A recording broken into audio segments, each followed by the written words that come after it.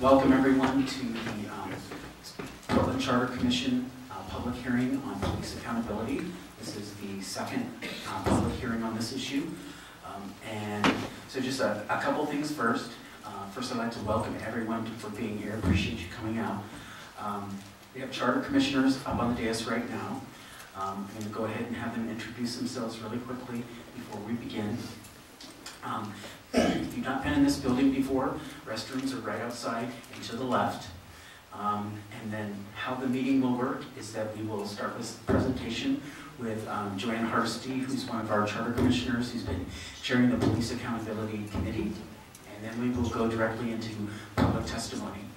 If everyone can either come up to this table or to one of the mics over here and give your testimony, and I will read out folks' names as they've been signed up, although I think we're going to go first with the person who has the video so we can get that piece of machinery out of the way. So everyone will have 3 minutes, which is traditional, and then after everyone has spoken who wishes to on police accountability, we will close the hearing and then open up the meeting to any issue that folks would like to speak to, whether it's issues that the Charter Commission has already dealt with or issues that you'd like the next round of the Charter Commission to deal with. So, and then after that, as soon as everyone has had the opportunity to have their say, then we'll close the activity. So with that, I'm going to go ahead and have, okay, one last reminder, if you have not signed the sign-in sheet and wish to testify, it is in the back of the room on the table. And so with that, I'd like the Charter Commissioners to introduce themselves, starting with Steve on this side. My name is Steve Wise. I'm Susan Pierce, co-chair of the Charter Commission. And my name is Mark White, I'm also co-chair. I'm Joanne Hardesty. Rich Rogers. Jan Campbell. So let's go ahead and formally open this public hearing on police accountability. We will start with Joanne Hardesty, our commissioner, who was the chair of that committee. Good evening, and again, welcome to the Charter Commission public hearing on police accountability. The committee met 4 times and discussed a myriad of issues around police accountability. The people that were involved in the work of the Police Accountability Committee have many decades of work in this community around looking at police accountability and police policies and how those policies influence and impact community members. And so at our very first meeting, there were a lot of ideas that were put on the table. And I will say no new ideas because as someone who's been working on this issue for the last decade, I can tell you that these issues come up over and over and over again. And the question becomes, it really doesn't matter who the police commissioner is. It really doesn't matter who the police chief is. We consistently have issues of community members being mistreated by people that are sworn to protect and serve them. So the committee broke into small work groups and looked at a lot of different issues. The issues that we ended up sending to the attorney were issues that we felt were like the low-hanging fruit. These were issues that had come up over and over, and anytime we get a group of people together, and those issues were surrounding the police use of chemical agents. We noticed this year that the chemical substance in those agents are significantly stronger than they have been in the past. We've noticed that when police come out and riot here, that they come out with canisters. And they come out with these huge canisters that have these chemical agents in it. All of us were appalled when we saw the front page Oregonian article about the young woman who was pepper sprayed in her face, in her mouth, I'm sorry. And it left me and many of our committee members to ponder just what is the impact, either short-term and long-term, of those chemicals for people inhaling and swallowing those chemicals. And we don't believe that the Portland Police Bureau did an adequate job of actually explaining to the public what's in these chemicals and what the long-term impacts of those chemicals are. And so one of the measures that is under consideration by the Charter Commission is a measure that would ban the use of chemical agents in any kind of crowd control situation. The other issue that really isn't the first time it came up, but it's come up quite a few times, and it became very clear when the Occupy Portland movement was emerging in our community.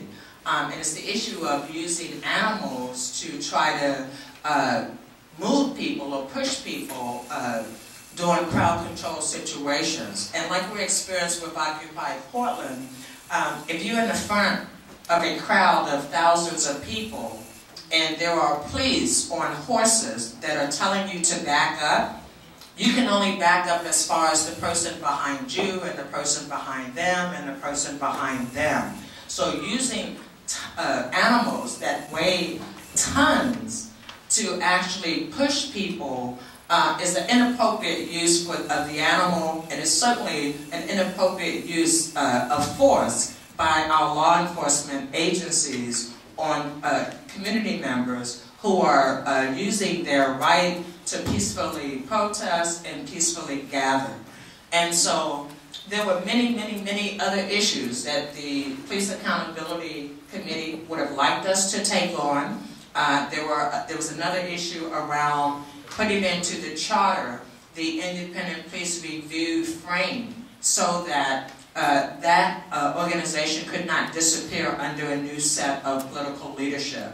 That one did not make it out of the city attorney's office in time for the limited time this charter commission has left to do its work.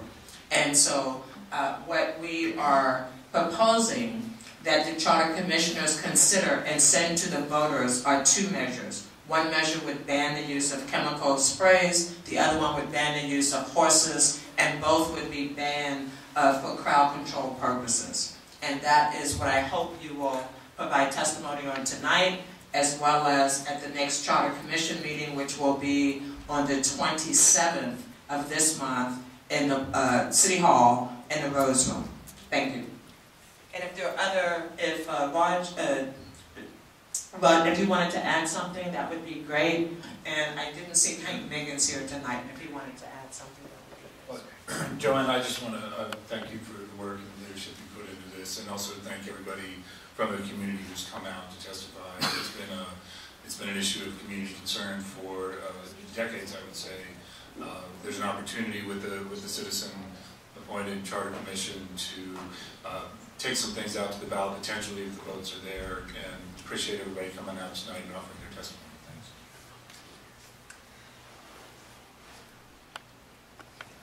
Great, thank you so much.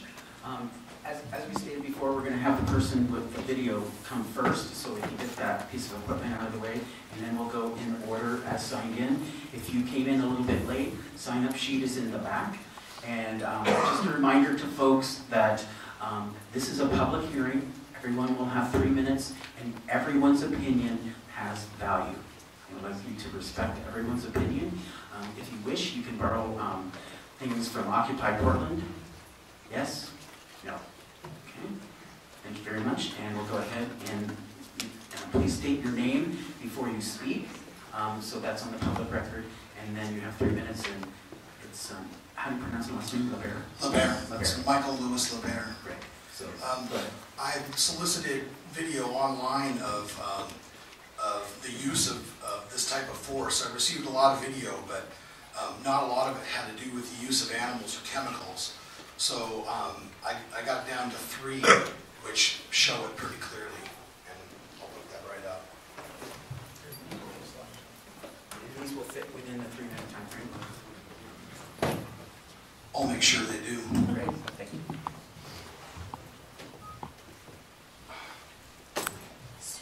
Computer's locked. Jason's password.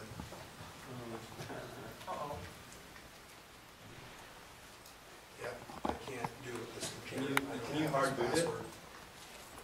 Sorry. It's going to require a password.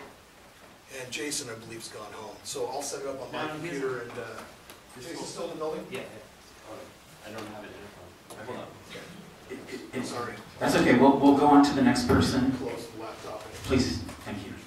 And the light. Great. So, the first person is Joe Walsh. And again, either up here or over at the standing mics, whichever is most convenient for folks.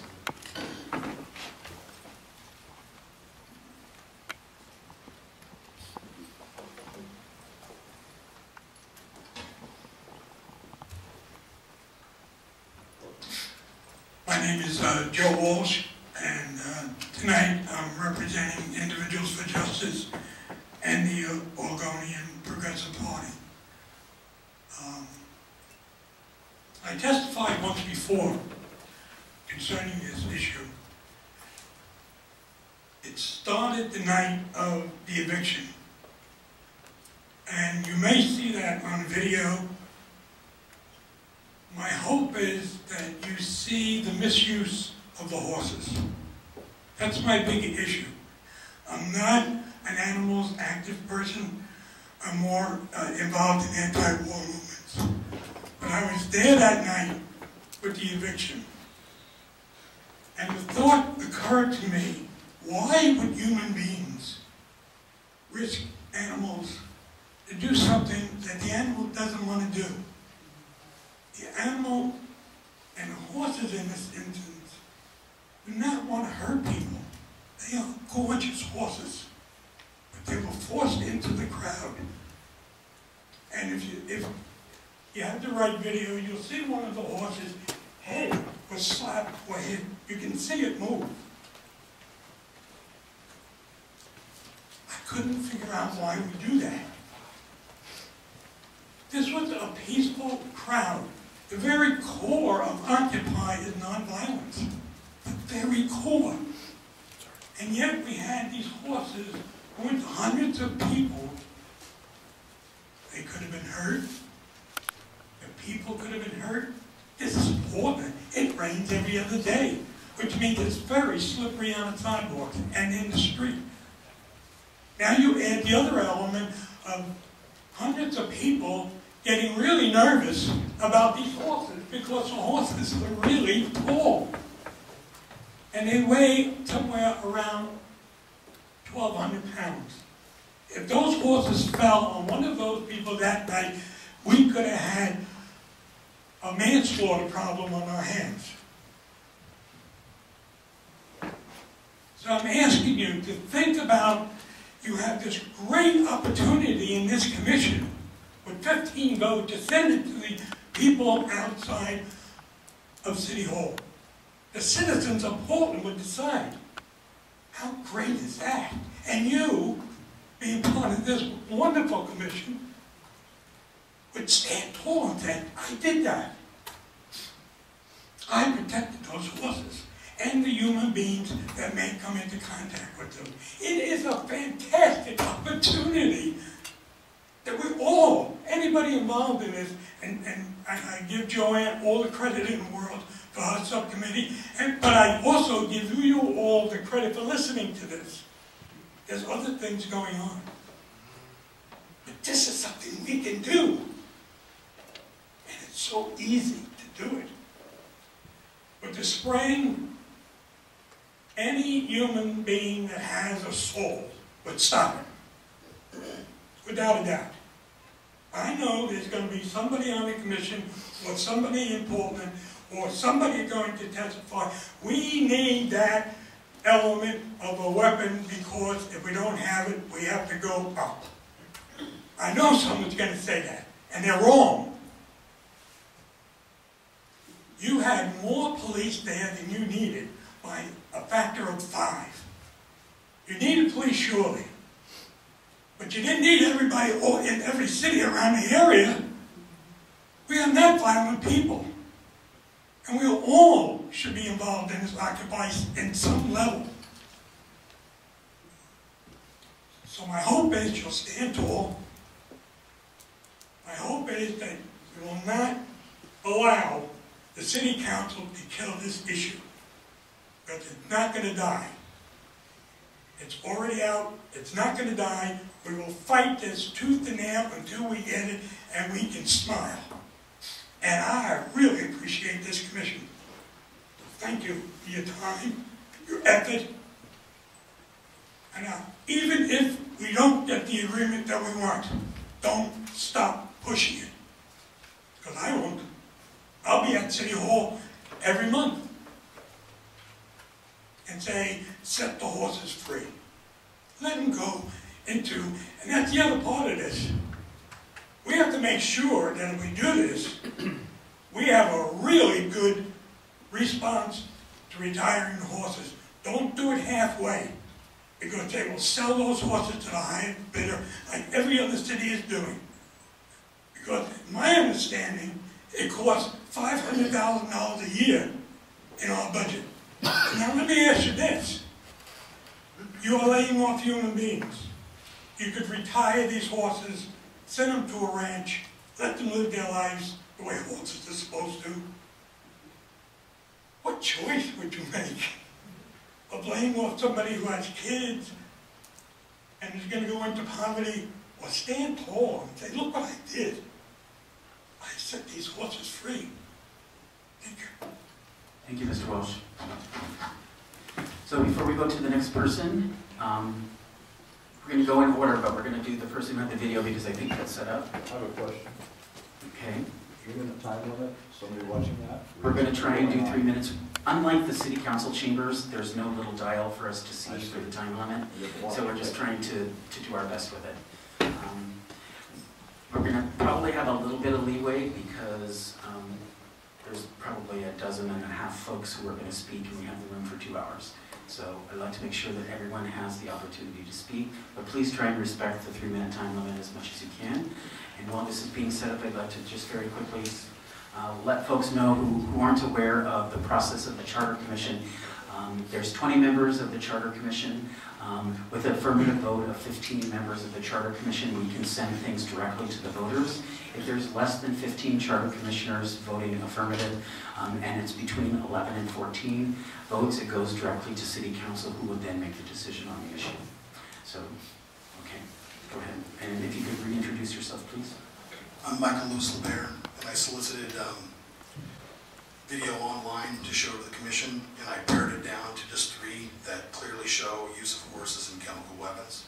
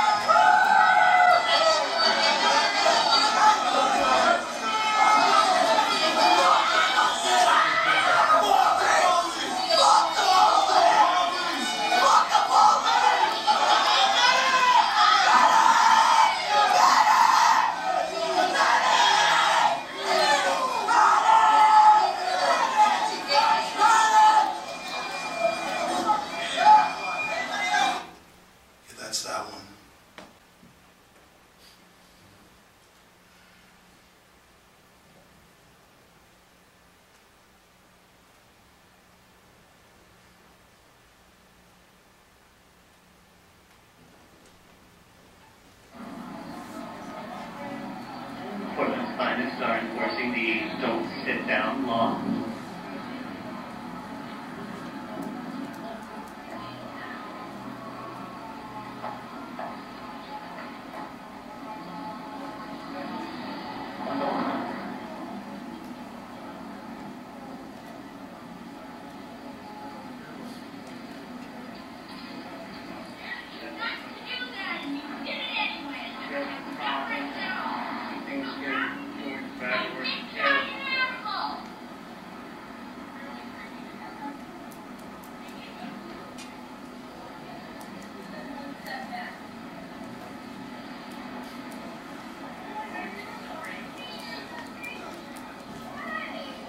Okay, I'm going to stop this one, keep it under 3 minutes.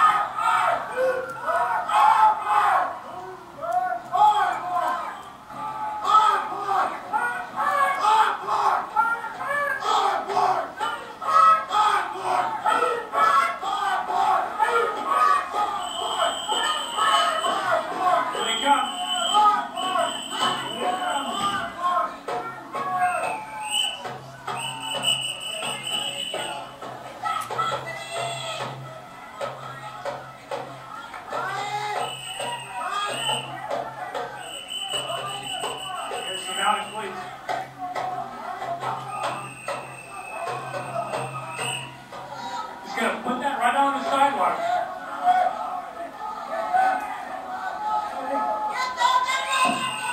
You just put those horses right on the sidewalk where people are standing.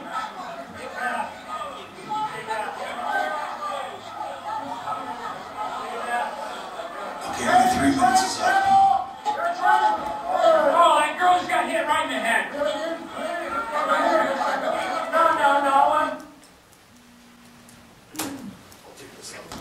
Great, thank you, Mr. Bear. Did you have any comment that went along with your video? No, I wasn't there, so I don't feel like I'm qualified to say anything. But the people that sent it to me were quite disturbed, of course. Thank you. Next, we have Suzanne Hayden.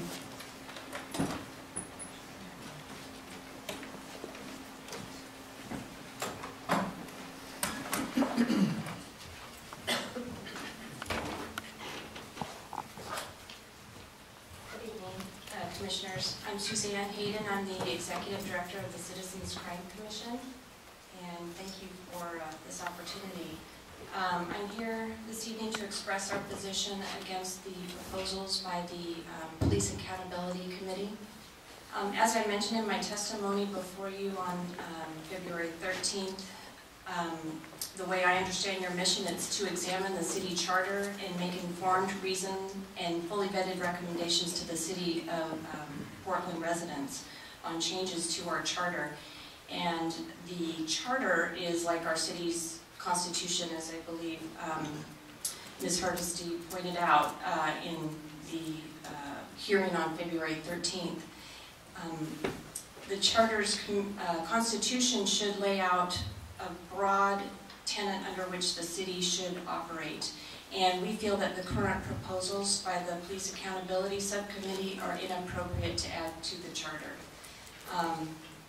We would also like to voice our objection again to the lack of public process that has surrounded these proposals. Before the 13th hearing, I attempted to understand who was serving on the subcommittee and where they were holding meetings and what led to these proposals, and there was very little information on the Charter Commission website. That has since been corrected, and there are minutes from 3 of the 4 meetings that the subcommittee held. But those minutes, upon review, do not indicate who was at those meetings, what testimony was taken, what evidence was heard, what reports were reviewed, and also who voted in order to have these proposals appear in front of the commission. In addition, following the hearing on the 13th of February, members of the Crime Commission attempted to go to the subcommittee meeting that had been noticed on the website, and upon arriving at City Hall, we were told by the security officer there that the meeting had been canceled. And that was scheduled for the 16th of February. We feel that the Charter Commission is not fully informed of the possible ramifications of these proposals. A call to the Portland Police Training Division revealed that they had not received any requests for information on their crowd control tactics from the Commission or the Police Accountability Subcommittee. Information and education about how police respond to situations where crowds become a riot is imperative to make a well-reasoned recommendation. These 2 proposals limit methods the police use in crowd control situations, and in the first proposed amendment, the new section would be added to the charter of the City of Portland 1-109, prohibiting the use of animals for the purpose of crowd control. In the summary narrative, it mentions prohibiting the use of animals such as horses or dogs for crowd control purposes. And according to the Portland Police Bureau's Directive 635.10 pertaining to crowd management, the police are prohibited from using canine units in crowd control. It's extremely concerning that the language of this proposal would suggest that police already use dogs in crowd control, when that's not accurate. The decision to prohibit the use of horses is something that requires a full understanding of police tactics and training, and the Commission should be fully advised under what conditions police deploy horses and how they're used and what type of training the mounted patrol officers undergo. The second proposed amendment eliminates the ability of police to use chemical sprays, including pepper spray and mace, for purposes of crowd control. These methods are only used when crowds transform from peaceful to ones that threaten public, police, or participants in the crowd.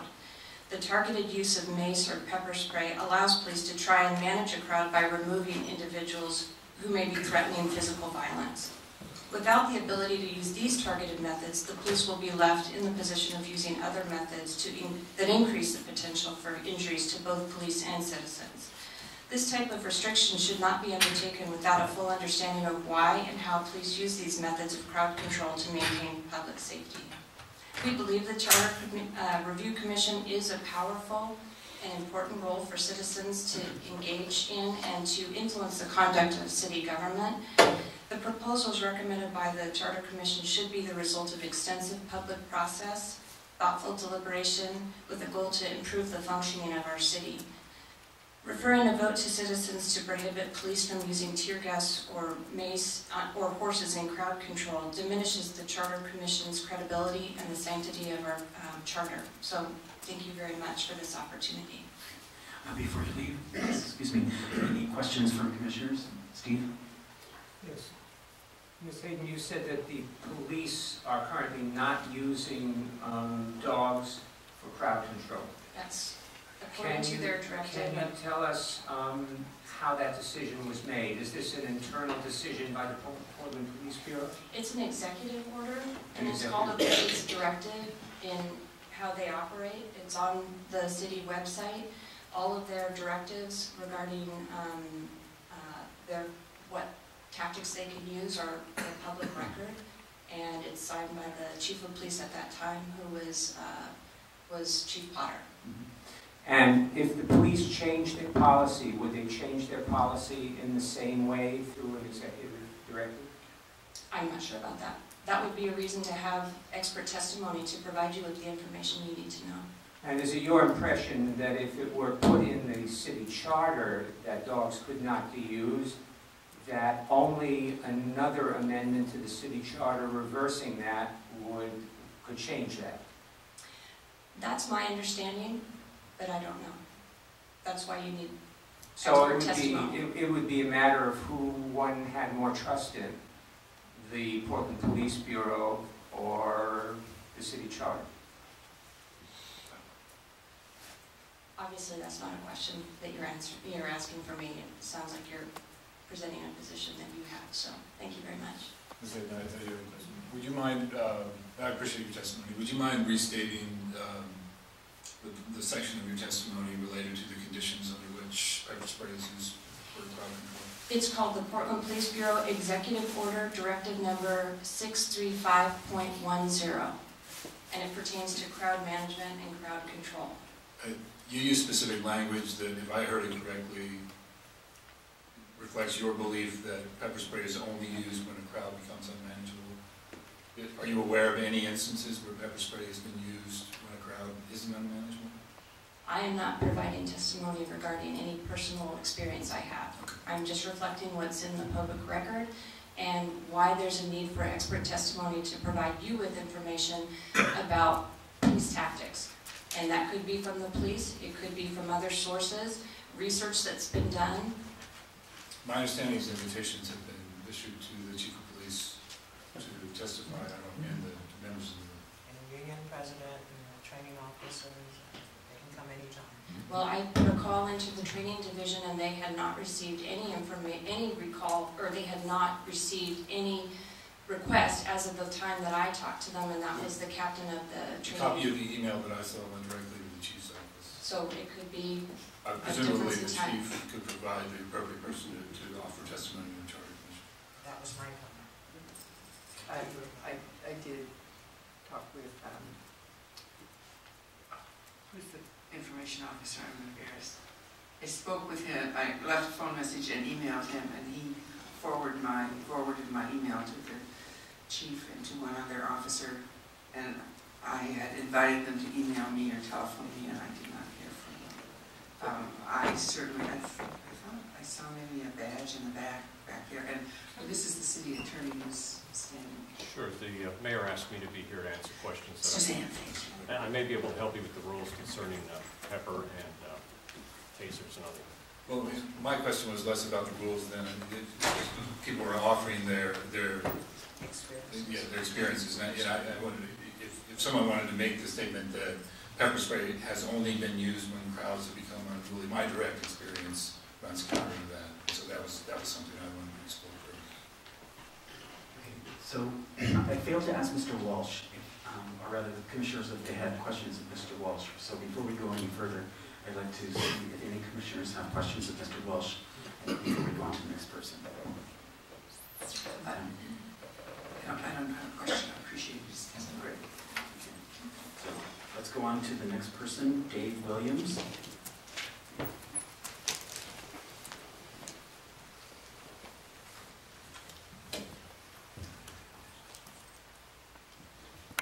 Good evening, I'm Dave Williams. I'm here really representing the Portland Business Alliance, also the Citizens Crime Commission, the Clean and Safe Board, and I'm also a resident here in Portland. So first of all, let me just thank you. So you're making time available for us to give input, and I think that's an important part of the process. So really, tonight I just wanted to make a couple of points. First, I'd say that I support Suzanne's testimony pretty much in whole, and I'd like to add just a couple of things to kind of keep it brief. I won't repeat or try not to repeat. So the first thing I would say is that also what we would say from the Portland Business Alliance point of view is that we're concerned about this going too far and wanting to make sure that you do create opportunities for input, like tonight. This is a perfect example of that. And if we haven't got our police bureau's input yet, we need to make sure we do get that. And I appreciate the fact that there's been some outreach for that. We want to make sure that that's done right. I'd also say that it goes too far in the fact that it's really not probably appropriate to mandate what police tactics are used in crowd management. And controlling really kind of falls outside, I think, the scope and role. We don't believe it's appropriate for the Charter Commission process. As I said, there needs to be input. Make sure you get input from the police to understand why those tactics are used when it goes from peaceful to non-peaceful activities or lawful versus non-lawful activities. We want to make sure that police have the right tools to take the actions they need to. And in some cases, those actions would require the use of tools that are available to, like horses and like pepper spray. Also, I would say that we're not real sure what the intended consequences might be long-term, the unintended consequences of long-term failure to take more tools away from police officers and that community in order to protect all citizens within our city. It just creates opportunities for more injuries, more risks to people, police, and property in our community. With that, I would just thank you again for the opportunity to get an opportunity to speak. Thank you. Any questions from commissioners? Thank you. Thank you. Next is Arlo Stone.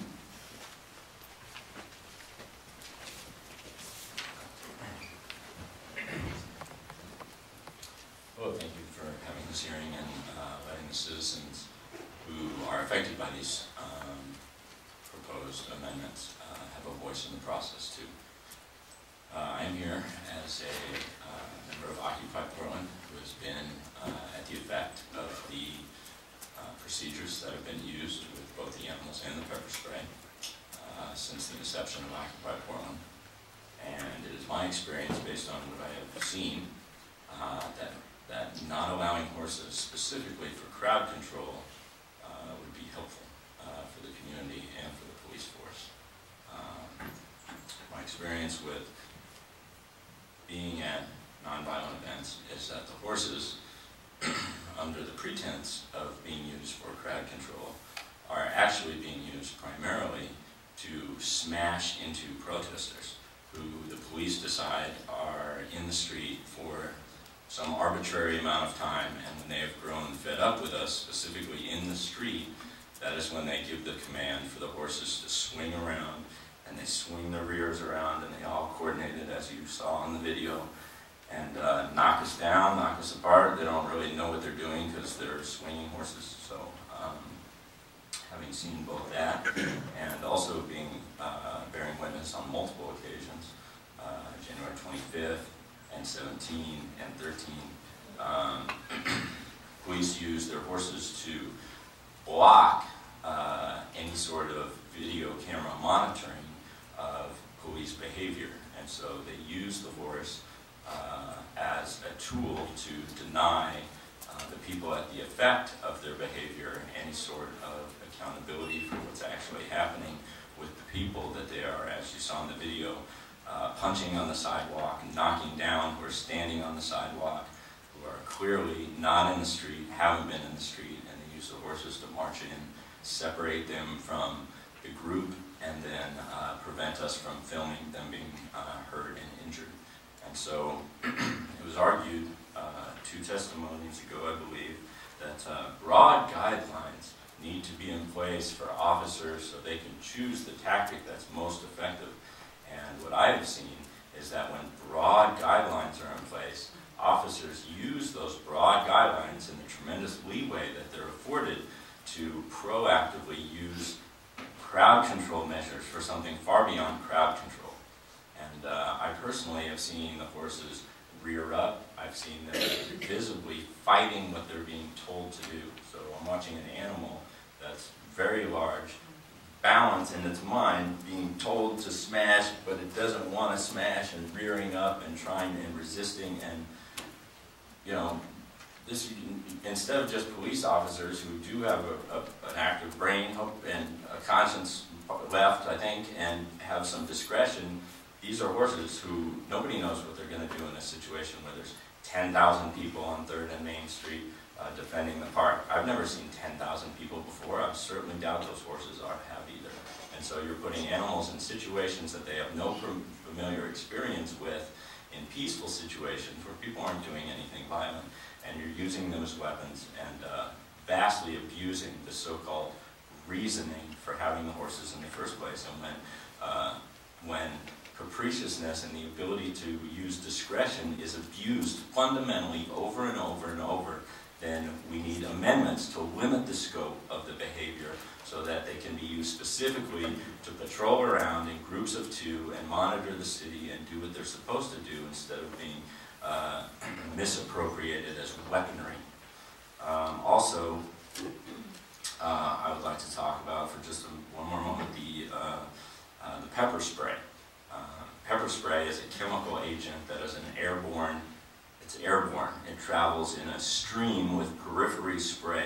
I don't know if the attorney behind me, who I've seen at all the Occupy protests, is willing to testify that there are women and children and elderly at almost every Occupy march. I know I've certainly seen them there, and I watch him go in and out of the crowd, so I'm assuming that he has also seen them there consistently over and over. Despite efforts to target somebody from far away with an airborne chemical unit, pepper spray wafts. Pepper spray evaporates in a cloud. Pepper spray hits the target and blows apart to the side and behind who's ever being targeted. It is not, it is the classic anti-definition of a weapon that can be used to isolate on individuals. It's the most unisolated weapon there is. It's a cloud of gas. And so when you have women and you have children and you have elderly people, people who are affected by asthma, Anthony Shadid just died last week from asthma. Was that aggravated by tear gas? A lot of times asthmatic conditions are aggravated by chemical agents. And when you have chemical agents in the air without sufficient, especially in windy downtown winter Portland, where you don't know where the winds are coming from, they're going in and out of skyscrapers. It's like, that's how it is in downtown communities. Using chemical agents is a horrible idea for the police department. And the last thing I'll say is, I know the Citizen Oversight Committee got taken off the table, but if if you want to improve police effectiveness, try putting a beat cop who actually lives in the neighborhood in the community, and give a citizen oversight board some teeth and some ability to actually monitor and effectively lay down punishment, and you watch how things tidy up here in our great city of Portland. I'm lucky to live in. Thank you. Wait, before you go. Questions from commissioners? I do have a question. Thank you so much for your testimony. I'm curious if you had had any experience with Portland Police prior to the Occupy movement? Like anti-war protests or any other kind of activity? No. Okay, No, thank this you. is my first experience. Okay, so this is your first experience with large crowds and engaging with Portland Police? Yes. It's okay, thank you. Any other questions? Great. Thank you. We'll move on, and just a reminder, folks, to keep your testimony to your own personal opinion. Robert Ball.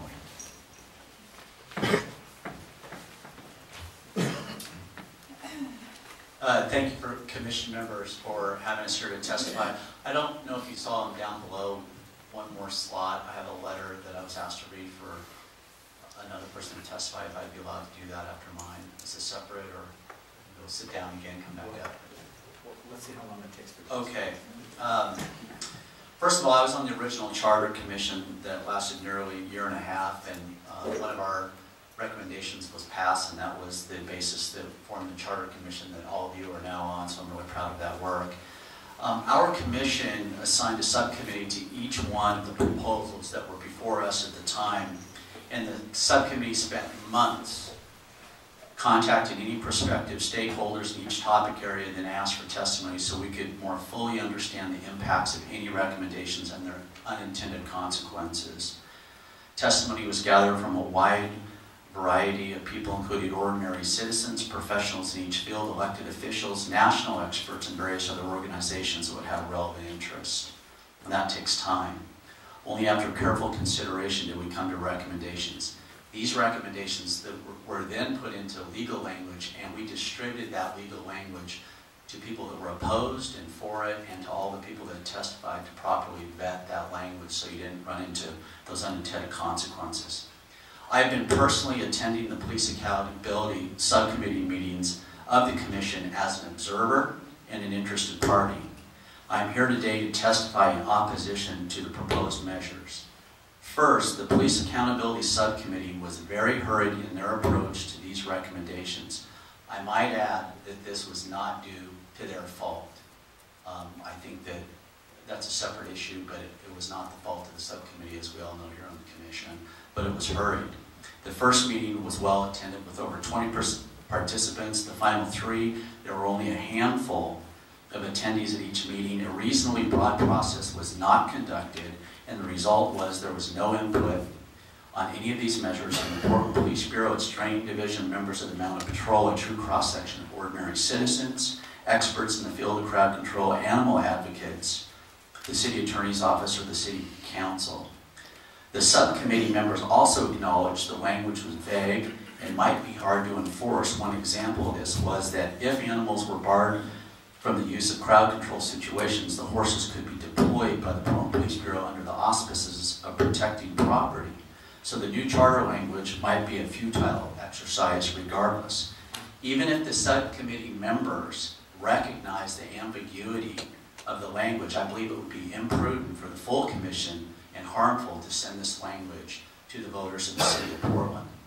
I'm also opposed on the merits of the proposal. I volunteered, I'm not here on behalf of the Portland Police Bureau as a representative, just as a citizen. I have volunteered for the Portland Police Bureau for over 16 years as a volunteer police officer. I've learned that the Mounted Patrol actually has the effect of reducing tension in both normal policing and crowd control situations that I've personally observed. I also recognize that it's not a perfect world. The officers follow the orders that are given to them by their superiors and elected officials. The horses are extremely well trained for these situations and are safe and practical way to manage these difficult situations. I had the opportunity this last year, I was the first volunteer officer to have the opportunity to do this, to train with the Mounted Patrol. And I was extremely surprised and happy to see the professionalism by both the training staff and the officers in this process. The subcommittee did not study the different facets related to the horses and crowd control, and as a result, I believe it would be inattentive for the full committee to send this language to the voters. Also, I have personally trained on the use of pepper spray and have felt its effects. While uncomfortable, if properly used, it too is an excellent, non-lethal tool for officers to use. As a young officer, and this is something where the subcommittee really erred in not getting the proper testimony or having it truly vetted out. As a young officer, I had a judge on a ride-along with me. I got a call to a club where there was a crowd of unruly people that were fighting with each other. I had to go into that crowd because one of the suspects had a weapon that I believe, if my memory serves me correctly, was a knife. I had to go into that crowd, myself and another officer, grab the arm of the person. The crowd's fighting with each other. Somebody's grabbing at my gun. I'm trying to hold on. And I remember the only thing that saved me, I remember turning around and seeing pepper spray being sprayed into that crowd. Under this measure, that tool wouldn't have been used. That's a crowd control situation, and you'd be disallowing it. It's just a perfect example of how not properly vetting this and putting in some language can be very harmful as a tool, because, you know, I was there at the subcommittees. They did not even think of this type of crowd control situation. I've offered a couple of reasonable questions with my own limited experiences, how many others, and so it makes me wonder how many others haven't been properly vetted. Again, I urge you to vote against sending these measures, both because of their substance, but also because of the incomplete and inadequate process the subcommittee used. And I really want to say one more time that I think Joanne did a good job with the time she had in the subcommittee, but it was too compressed and there wasn't enough time. And I understand that the emails went out, but you know, we learned in our subcommittee experience to really have everybody come and get adequate testimony. It takes time. And $600,000. You also had $600,000. Yeah, okay. and I don't disagree with the amount of resources we have, but again, I think that that's a different issue that, you know, that I'm with you on, that we need to address. Okay. Mark, so any questions from commissioners? And I do have a letter from the executive director of the Oregon Humane Society as separate testimony, if you'd like it. It's very brief. Okay, it's brief. Members of the committee, the Oregon Humane Society urges you to reconsider your proposed amendment prohibiting the use of animals for the purposes of crowd control. Established in 1868, the Oregon Humane Society is the state's largest and oldest animal welfare organization with over 50,000 supporters statewide. We are not affiliated with any local organization. We have a long history of advocacy for the welfare of animals in our community, and in fact, we were founded because of a single act of cruelty against a horse in 1868. Animals play many roles in our lives as therapists. They heal the lonely, serve as assistants to the blind in times of crisis, provide brave and unflappable service in search and rescue, contraband detection, and law enforcement. The highly trained horses of the Portland Police Mounted Patrol Unit are uniquely positioned to provide nonviolent and effective crowd control. They enhance the ability of law enforcement to maintain the peace and have a calming effect on everyone in their midst. The officers themselves are equally effective at diffusing potentially violent situations, and as a team, the human and animal members of the Mounted Patrol Unit are exemplary representatives of the Portland Police Force. We feel strongly that the Mounted Patrol Unit offers the City of Portland a peaceful solution to conflict. The horses of the MPU are gentle and well-trained, as are the officers who ride them. They are the perfect nonviolent tool for resolving conflict. Officers on horseback have an advantage over those on the ground, that they have better visibility and are able to get closer into a large crowded area without escalating the tension through a display of deadly force. We sincerely ask that you discard the proposed amendment and instead advocate for greater support of the Portland Police Bureau Mounted Patrol Unit. Sincerely, Sharon Harmon, the Executive Director of the Oregon Humane Society. And you'll leave that for public testimony? I have a question on that. Bob, you brought the letter with you, so you know you're the representative as close as there is to one. What it is Sharon is on the board of the Friends of the Mounted Patrol, and they were made aware of it. And what she did is she emailed me, asked if I was going. asked if I'd be willing to submit the letter to, or read it and submit it. So that's the position of the Humane Society? That's my understanding. I mean, you can read it for yourself, yes. And there's a lot of comments on tactics in that letter. Where would you rate the Humane Society relative to the other testimony we've received in terms of, from the general public on commenting on the merits of tactics? I don't know Sharon's experience. I know that she's been on that board for quite some time, that I just can't speak to that. I do have a question, both of you, Bob and Suzanne, now it just comes to me. Can we have copies of those so that they can be filed with the other public comments, since you have them all nicely written out? Yeah, mine I can get tomorrow. I can email tomorrow, because I made some writings. I'll get those to you in a clean format. Yeah, if you would, email to one of us. Yes, I marked or to Alex. I can Mark's. That's wonderful. And Suzanne, I know you emailed your comments from the 13th to Alex Villarreal, who is our... Right. I'll submit my testimony. And this is very similar, but if it's different, yep. That would be wonderful, just so we can keep them on file. And can we take the... Yes. That. And just as a reminder, folks, that testimony will be taken for another week after the public hearing. So there's plenty of time for written testimony to be submitted. So. And for the Joe Walsh's of the world who's speaking extemporaneously, and the others of you, if you do have written comment that you meet with us, that's wonderful. And if Mark reminds me at the end, people have their pens out, I can give you the place to send emails. Have your pens out, because I have to spell it out. So let's move on to the next person, Aaron Coulter.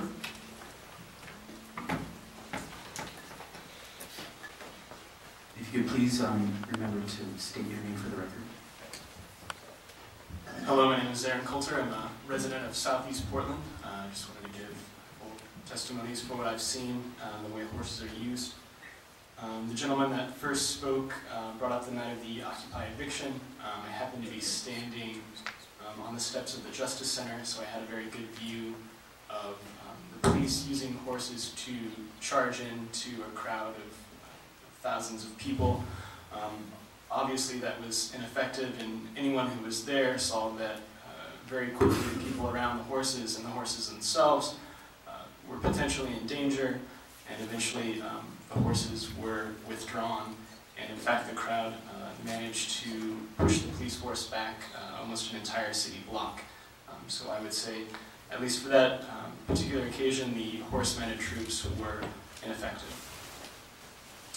The second incident I witnessed was during Occupy's protest to shut down the banks.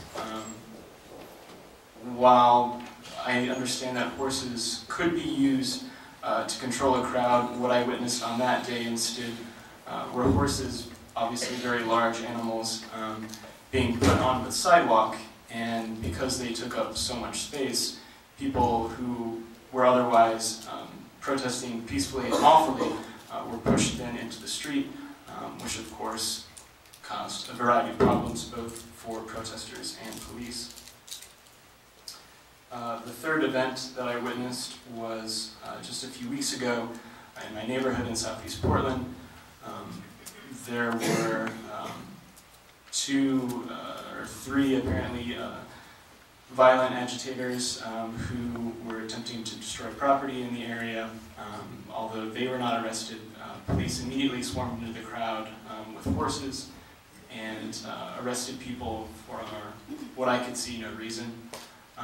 But the worst thing that I saw was as police chased down a young man into Ladd's Addition, tackling him and starting to beat him while they arrested him, immediately horseback troops, or horseback officers surrounded the individual being arrested and the officers arresting him, so that people like myself, photographers for the Oregonian, and others couldn't see how police were arresting this individual who seemed to be in quite a lot of pain from what we could hear, but of course not see. I would urge the charter to bring this to the voters, because ultimately the people who want to feel safe should be able to decide how their police force keeps people safe.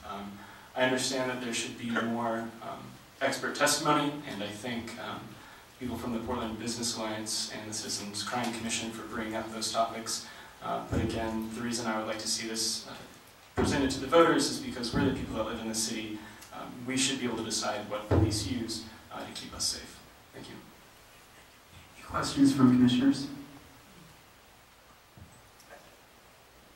I wasn't aware. That's very interesting. I wasn't aware that I also live in Southeast Portland, not far from that station. I wasn't aware that the horses had ever come to our side of the river, so that's interesting. Yeah, they were used very ineffectively from what I saw. I don't think anyone should say that these officers are not well trained, that the horses can't be managed correctly. I just think that they're a very ineffective means for crowd control. Any other questions? Okay, and I forgot to remind folks when they're speaking not to get really close, because I'm actually very guilty of making the little pops into the microphone.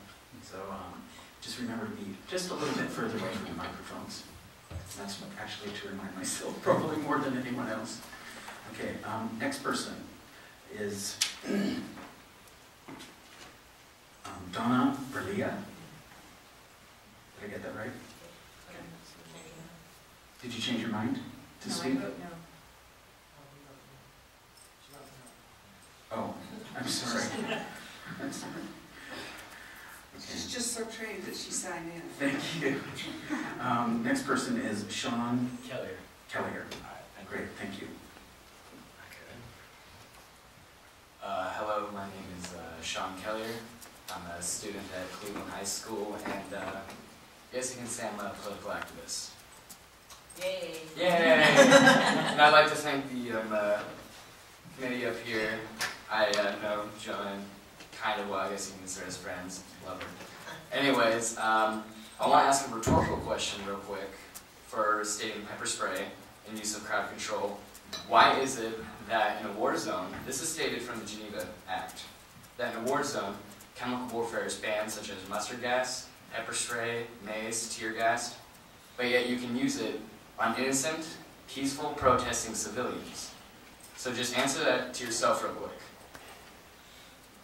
Alright, hope you gave a good answer to yourself. I would also like to state, witnessing of, I have never seen actually someone get pepper sprayed, but I've seen someone get close. It was the night of January 28th, during a decentralized dance party that was in a little thing going on under the Hawthorne Bridge, where a bunch of us from Occupy met up in a march for solidarity with Oakland from the events that were happening recently.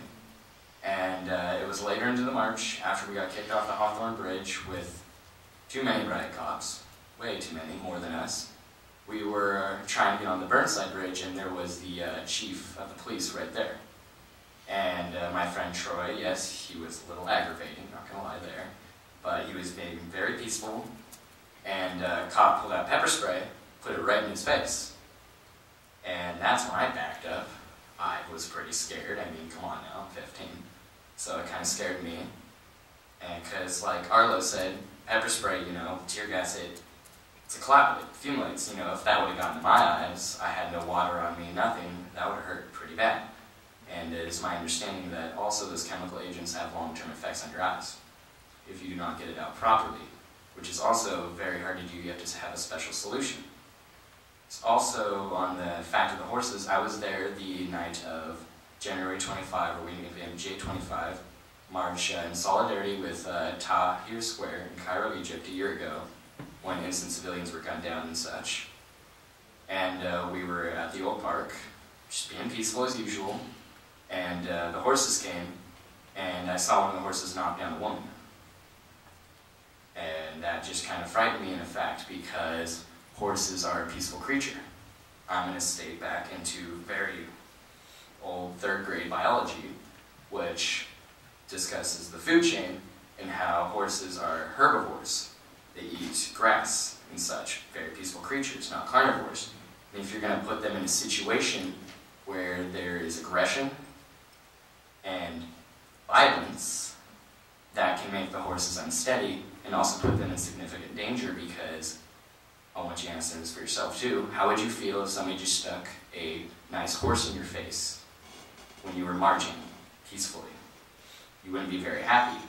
If they use that in a sense as crowd control, as long as pepper spray, it's going to aggravate in a sense of oppression. Because when you feel oppressed, it makes you want to get out more. You get more fired up. So I wanted to state that there. Thank you for listening, everybody. Thank you. Any questions from commissioners? So, how many protests have you been involved in? I would say 5 or 6. About 5 or 6, and all of them were been peaceful protests. Well, let me put it this way: all of them have been around Occupy. Yes. Okay. And have you experienced those protests where the police did not respond in an aggressive manner? No. No. So always responded aggressively. In all 5. Mm-hmm. Thank you. No problem. Any other questions? Great. Dave Davis?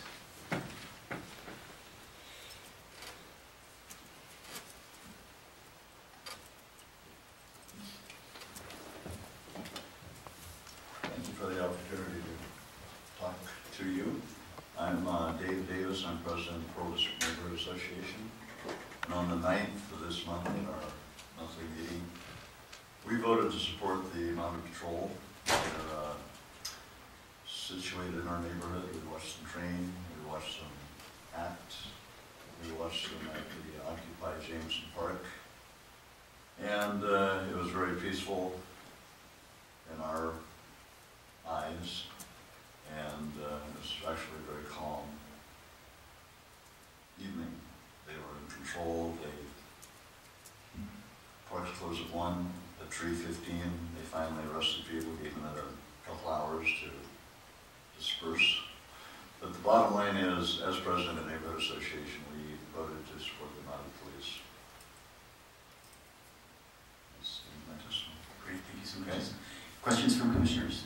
I have a question. Sure. Mr. Davis, do you have any opinion on the 2 measures that are in front of us? The measure that would ban the use of chemical elements or ban the use of animals in crowd control? I know exactly that. That's it. Yes. I'm sorry? Just as you stated right there, that's all that I do know. Yes, that's the purpose of this meeting, isn't it? That is the purpose of this meeting, but I was unclear from your testimony whether or not you were referring to those 2 measures, or if you were just supporting the mounted police. Excuse me, I'm sorry. We just voted at our meeting to support the mounted patrol because we think it's beneficial. So I'm a little confused. You voted to support the mounted patrol. Correct. Did you take up the issue of whether or not to ban the use of horses in crowd control? Well, we thought that was the same topic, is that banning it, we're supporting not to ban the horses. I don't see this as an issue of supporting the mounted patrol or not. It's just our neighborhood position, okay? Right, no, I'm just trying to I want to make sure that the record is clear on what your position is. And It is in support of the mounted patrol. Okay, I'm done. Okay? Thank you. That pretty much covers it, okay? Yeah, that pretty much wraps it up. Thank you. Any other questions? Doesn't matter what the issue is, I guess. Okay. Grace Eagle Reed.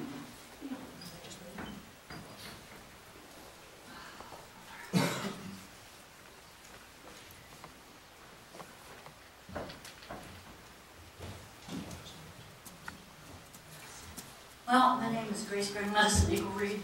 I know I don't look like an Indian, but let's not talk about that. Prejudice. I'm a professional mediator, and I mediate for Occupy. I'm also a broadcaster for KBOO Community Radio, and I was embedded at the Occupy movement most days. And I'm also on the police review board, and I'm also on the gang violence task force. So I'm very much, as a mediator particularly,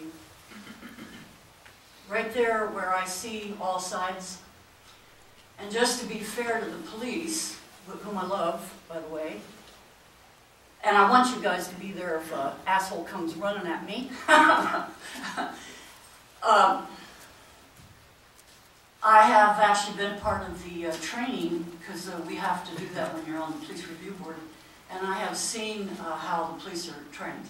And they're trained as best as they can be, considering what they may or may not be facing. Occupy was a very, very, very different situation. I was 16 in 1960, so I've been in protest and peace marches and stuff. I'm 70, so I've been at it all my life. And I'm here to tell you, it's not an easy thing to be on either side. My organization, if you will, or my newly developing concern is called GMAPS. It just recently got renamed. It's Grandmothers and Mothers Addressing Pepper Spray. We first were Mothers Against Pepper Spray, and then it dawned on me, there is a place for pepper spray. As a member of the Gang Violence Task Force, I want to tell you, I'm not going out there and addressing that without pepper spray. I carry it myself when I'm in an outreach situation. And I do a lot of street outreach for addicted youth.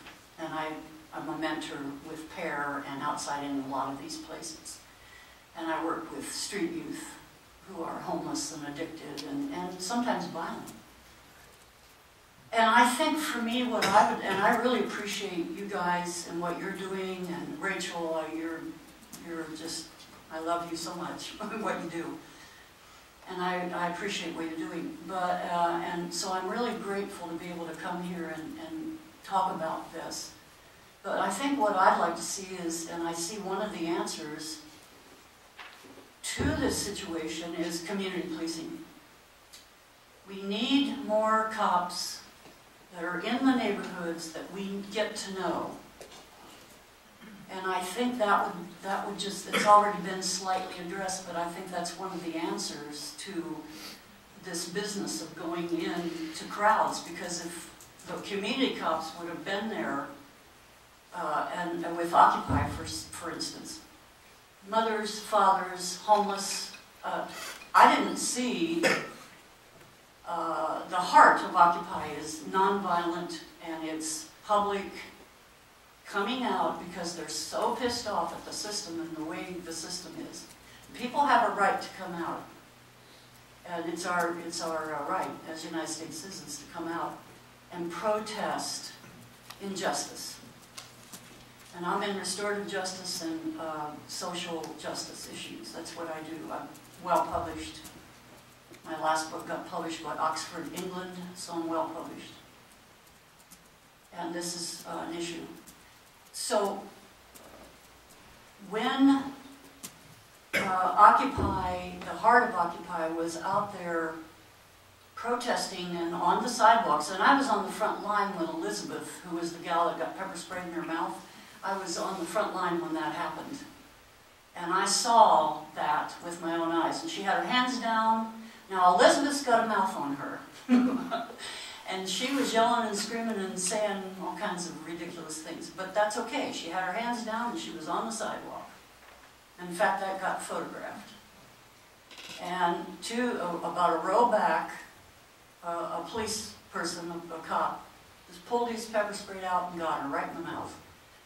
I was shocked, I was angry, I was all sorts of things, because, you know, I'm down there as a grandmother protesting peacefully, and I have a right to do that against the social injustices in this country. And, but I also know that the police are not robots, and they are human beings, and they get real tired, and they get real stressed. They gotta help. I don't know why anybody would want to be a cop. I have no idea why anybody would want to take that position on. I think there has to be a bit more training.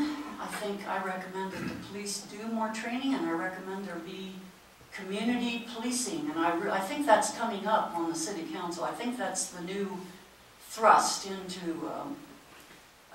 you know, the whole situation with this new, they're looking at it like, oh, we need to do this. So I hope that is the answer. I don't think that horses, they're very gentle, they're sweet, they're wonderful creatures. I used to ride, I'm a native, and I know horses. And I think it's ludicrous to use these peaceful animals, which has already been talked about, for this kind of stuff. And I have also seen people on the sidewalk being cut and put onto the street, and then there seems to be a reason once somebody's on the street for something to happen, and that needs to be addressed. Just to be on the fair side, that needs to be addressed. So there needs to be more training, in my opinion. And so I don't know what else to say except as a grandmother and as a mother and as a citizen of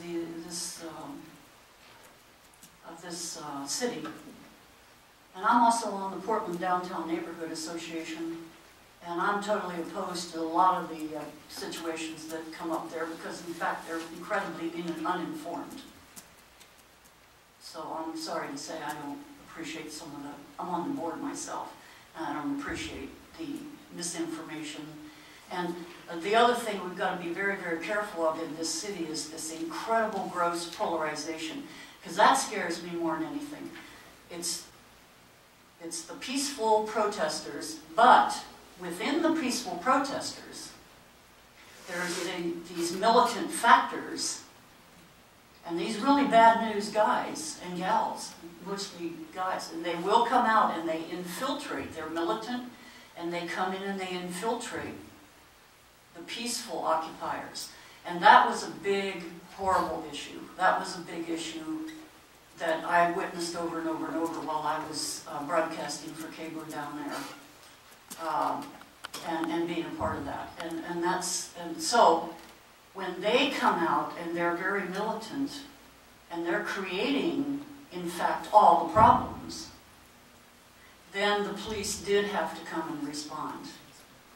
So that's the soup. So I think we have to get away from this black and white, this way or that way, my way or the highway. We're too divided, we're too polarized. We need to come together as a community. These young guys that are cops, they're part of the 99% too, after all. And we need to come together as a community, and we need to talk with one another, and we need to come up with real solid strategies as how are we going to deal with this. When we are at Occupy and this militant factor comes in, is it just the cops that could have to come in with their pepper spray and all that, and the police and all that? No. It's also the community needs to be involved with that on a street level, and I've seen actually a lot of action around that in other countries. The community itself, and we're doing that at Occupy, they actually surround the people and prevent them from breaking out into the rest of the crowd.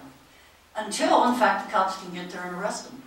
So that was one of the strategies that I saw, that it was just fascinating to see that. So I just wanted to come and just, I don't know, appeal and say stuff and, you know, and testify. Appreciate that. Any questions from commissioners? Go with Joanne and then Sue. Thank you so much. It sounds like you are involved in a lot that makes our community great. So thank you for the work that you do. I appreciate that. You mentioned a couple of things. You think the solution is community policing. We haven't had community policing here since the days of Tom Potter. What gives you hope that somehow community policing is on the return in the city of Portland? I saw a couple of things in the newspaper, but I also got I get statements that are coming up from the Gang Violence Task Force and all these places, you know, and so we're starting to address that. And I also have talked to Amanda Fritz. I'm a friend of hers, I could say, and we've talked about this too. And I tend to, you know, reach out to different people and ask them, well, what do you think some of the solutions are? Because there are solutions. You know, as a mediator, we just have to find solutions that are in fact peaceful for everybody. Okay, so I thought maybe you had heard that, like, there was a new initiative at the police bureau or something. I think there's something that has been addressed, and I can't remember what committee or what, in fact, I was hoping you guys would know more about that. But there is something coming up, and I don't know, maybe these guys know about it, I don't know if they're still here. Maybe we'll ask them. Uh-huh. You mentioned provocateurs, people who show up in crowd situations and create opportunities for violence and property damage. I've heard testimony that some of those individuals may possibly be Portland police officers whose goal it is to create the violence so that they can come in with more violence to respond to that. Any comment on that? Personally, I don't think so. It's possible, anything's possible, because we do have road cops. Come on, we have road cops. This is a realistic situation. But I don't know if it's that big a conspiracy. That sounds like a conspiracy, and I'm not sure. Well, I certainly saw, excuse me for cutting you off, but I certainly saw plainclothes police going throughout the occupied camp on an ongoing basis. Yeah. And so if the people in Occupy have set up a very self-policing community, and then you see people that I knew were cops, there's no doubt in my mind that they were plainclothes cops. And so it made me wonder, but then I've heard from other community members that they believe that the violence has been started by people who are police, who are in plain clothes, that's their job, is to come in and create that conflict so that more violence can happen. And you know, if that's, I'm not personal friends with a cop that goes and does that. And of course I was there broadcasting, so every voice that came to our mic, we were just broadcasting. Every voice was welcome. And although I've heard this before, now if that's the case, then we need to, the whole city needs to stand up and say, hell no, no, we're not having this. And then in that case, the police do have to get on it and be more accountable if they're having that kind of stuff, because that's an absolute no-no. It's totally unacceptable and ludicrous if that's happening. And so I would say let's, people need to investigate that if that's true or not, because that is not proper use of the police force. So, hold on, Rich. Is this what the question that was just asked? I'd like to go with Sue first because she has a... Yeah. Go ahead, Sue. Thank you for your testimony, and there was a lot of, it looks like you look at a lot of the gray areas, and that's kind of the way my mind works as well. I hear both sides. So it leads me to the question, with the way that the two proposals that are before us now, one regarding use of forces in crowd control, one regarding use of chemicals in crowd control, are written, are you in favor of those proposals? Would you have us send those forth to the ballot, or are you opposed? Well, I'm in favor of what you're doing because it's a start towards less violence on peaceful protesters. Now, peaceful protesters don't deserve cops with pepper spray and horse butts in their face. Peaceful protesters. And yet, on the other hand, we need to also support that other factor that comes in and messes up the whole. And I'll tell you what I know, being in broadcasting, and I'm also Portland State University broadcasting, the media picks up on just that factor, and the whole of Occupy is known as this militant, crazy, ridiculous, and so the media is not being responsible whatsoever, which is the reason KBOO is so valuable there. Because we were reporting it like we saw it. So the amendment proposals, would you vote yes or no? I think that we need to, grandmothers and mothers against or addressing pepper spray, absolutely. We need to take that off the peaceful protesting line.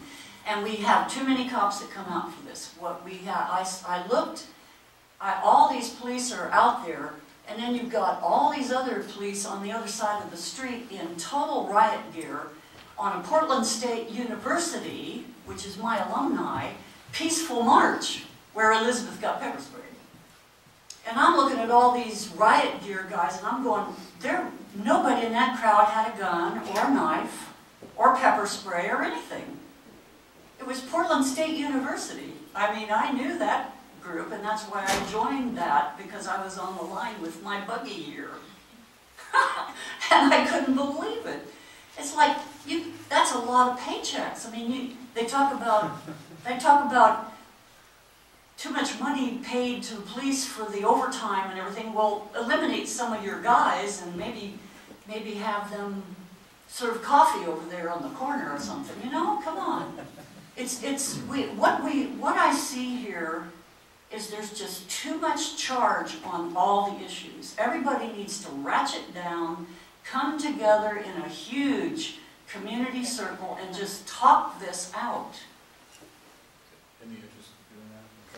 I mean, we need to do this. It's so polarized in this city. It's scary. It's polarized. It's too polarized. I wanted to, if I could, sort of focus this on the language of the amendments a bit. Here's what first of all, what I was expecting, and I'm inclined to put something out there. I do want to, after the testimony, I think it was enlightening, focus on the definition of crowd control, perhaps, because we may distinguish between certain situations that peaceful assembly, for example. In horses, I'm less persuaded. I mean, I think that's a value question for the community, whether or not horses should be employed in crowd control at all. I'm comfortable personally with that. On the general issue of pepper spray and crowd control, I'm more interested in exploring nuances around the definition of crowd control. Because there may be environments in which tactically it's a tool, but if it's a peaceful assembly and it's been designated as that, maybe there's, by the mayor or whoever, maybe there's some way to explore a nuance here that gets us something that's more likely to succeed and maybe more actually focused on what I think is the central thrust of the public testimony. Well, and I also, if I may, I also want to say that there is a need for the paperwork. You know, all the paperwork. We had people come up with the paperwork, and this is the law. This is everything is written down. And that's good. But there's also reality in the people. And people aren't paperwork.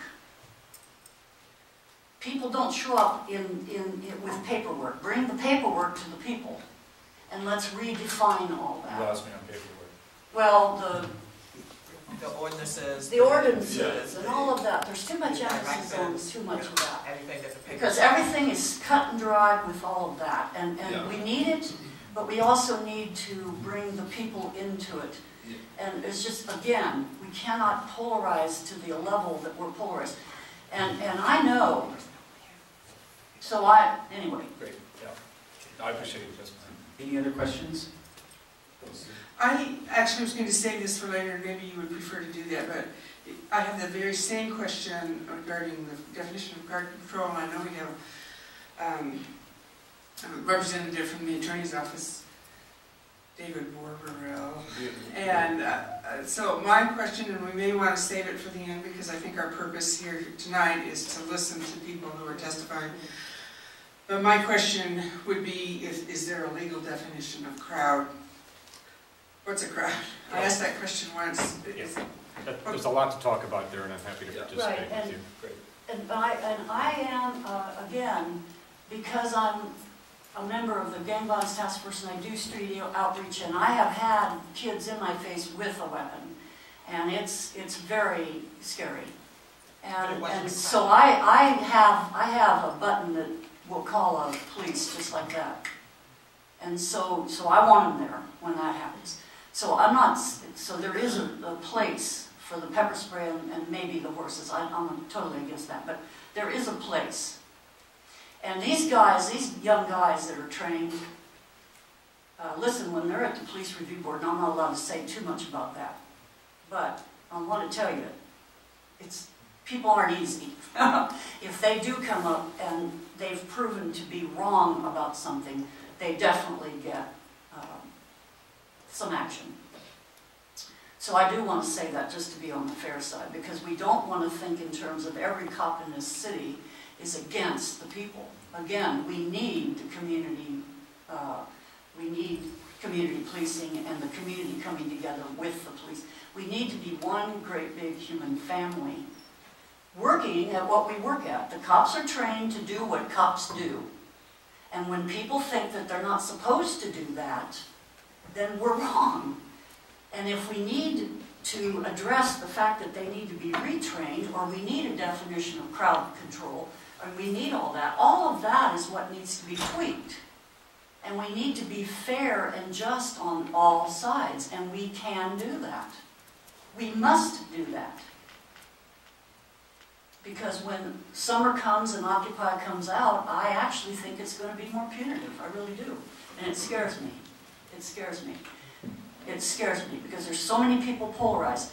And let's all get involved and tell the media to cover it all instead of focusing on sensationalism with the 5 or 6 that come in and really screw up everything. Because I saw that. I was down there and I saw it almost, every many days. And then you address something that has to be addressed, What's with the violence? We're just all trying to have a right to say things that will make our life more wonderful. The average person gets up in the morning and says, I want my life to be more wonderful. How can I go about doing that? And that includes the police and the district attorneys and all of these people.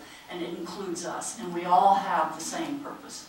We want to get up in the morning and we want to have our life more wonderful. How can we all, as a people in this city, make that happen? And that's what my work is about. That's what my work is about. Thank you. We appreciate it. Thanks. Thank you for letting me have more than 3 minutes. I was definitely more But than at 70, I may. I know. Thank you. Yeah, I was like, I may die tomorrow. So well, not because you testified here, we hope. Actually, I don't want to help me down. There's no time limit on the question.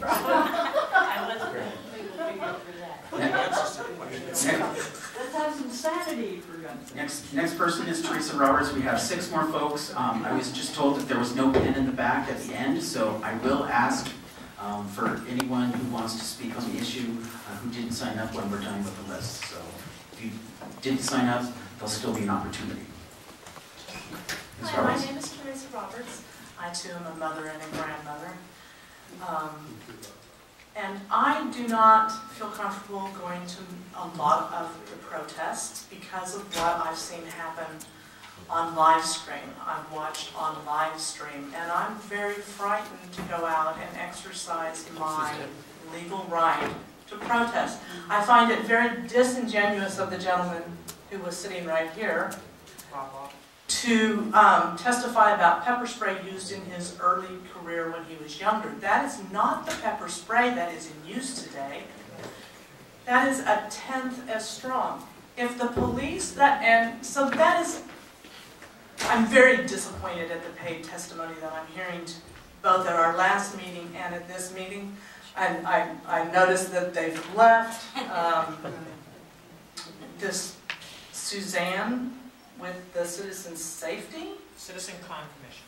Citizens Crime Commission gave misinformation at the last hearing, and I'm not finding, in my opinion, the quality of that testimony to be, or this testimony, to be reliable in the information that's being presented to you. For one thing, I have listened to the City Council self-congratulate themselves on how much time and attention has been given to this matter, and be denying you an extension and the time that you're requesting to do this very thoroughly and have a lot of community outreach. Then I hear someone else saying it's not being given enough attention. Now, I would love for it to be given more attention. I'm on my 3rd banner supporting you guys. It's going to go out in March on March 4th and have lots of information on the back of it. And we'll spell out what CRC means. We're not a bridge. And The Citizen Crime Commission.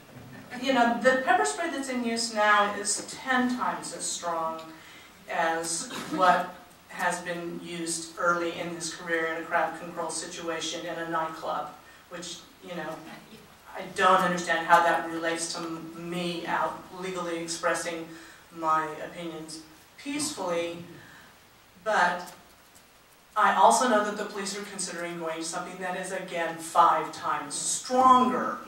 So, you know, it's like very disingenuous testimony, in my opinion. I wish I could say that I respected their opinions.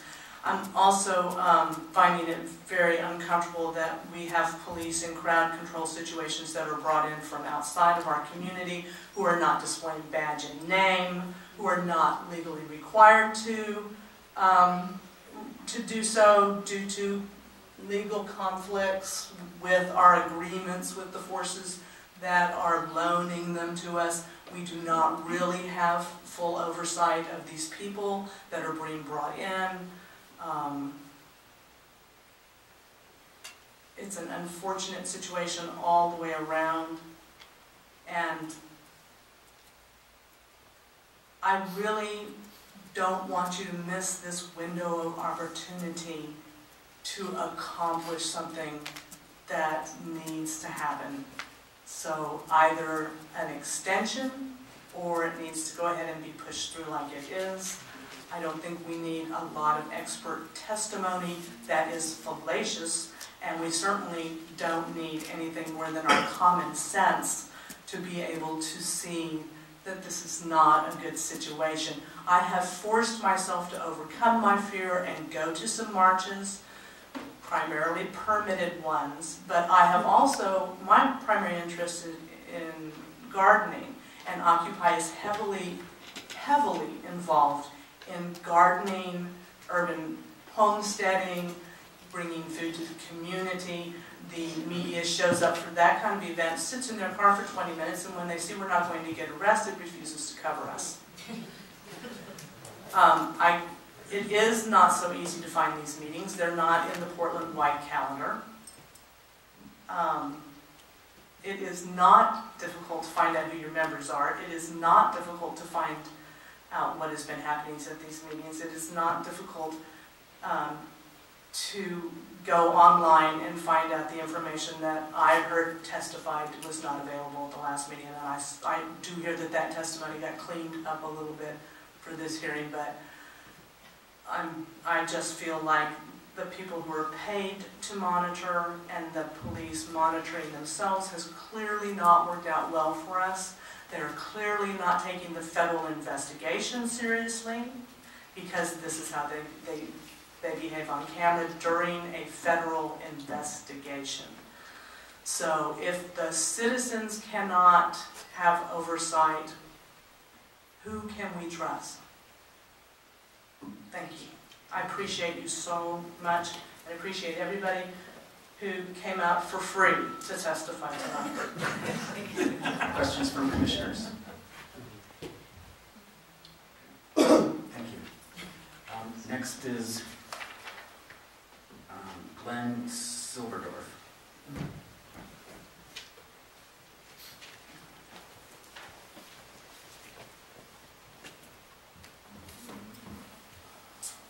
Pretty spiffy tonight.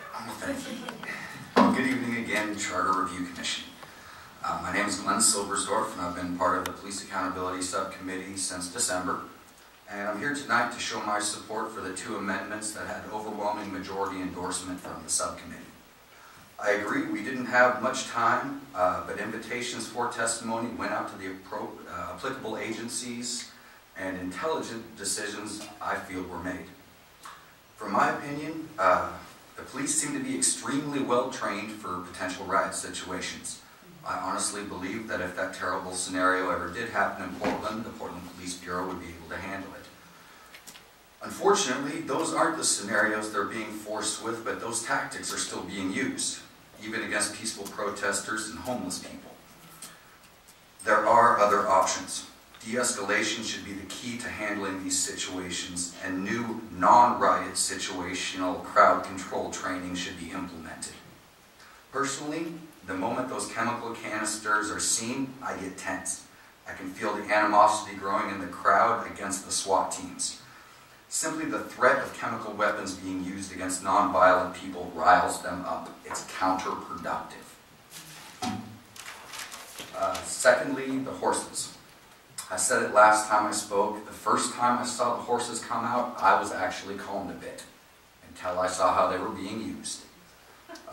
They were being rammed into the crowd, being used to pin an individual against a fence and knock people off their feet. I would say a few of them seemed genuinely confused or spooked by being forced to do this work. I never want to see that kind of animal cruelty ever again. And I pray that this important work gets done before a Portlander gets trampled. Thank you. Solidarity. Questions from commissioners? Great, thank you so much. Thank you. Dan Handelman.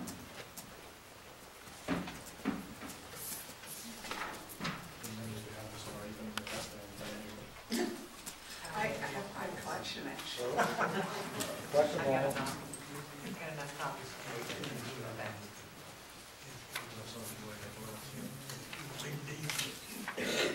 All right.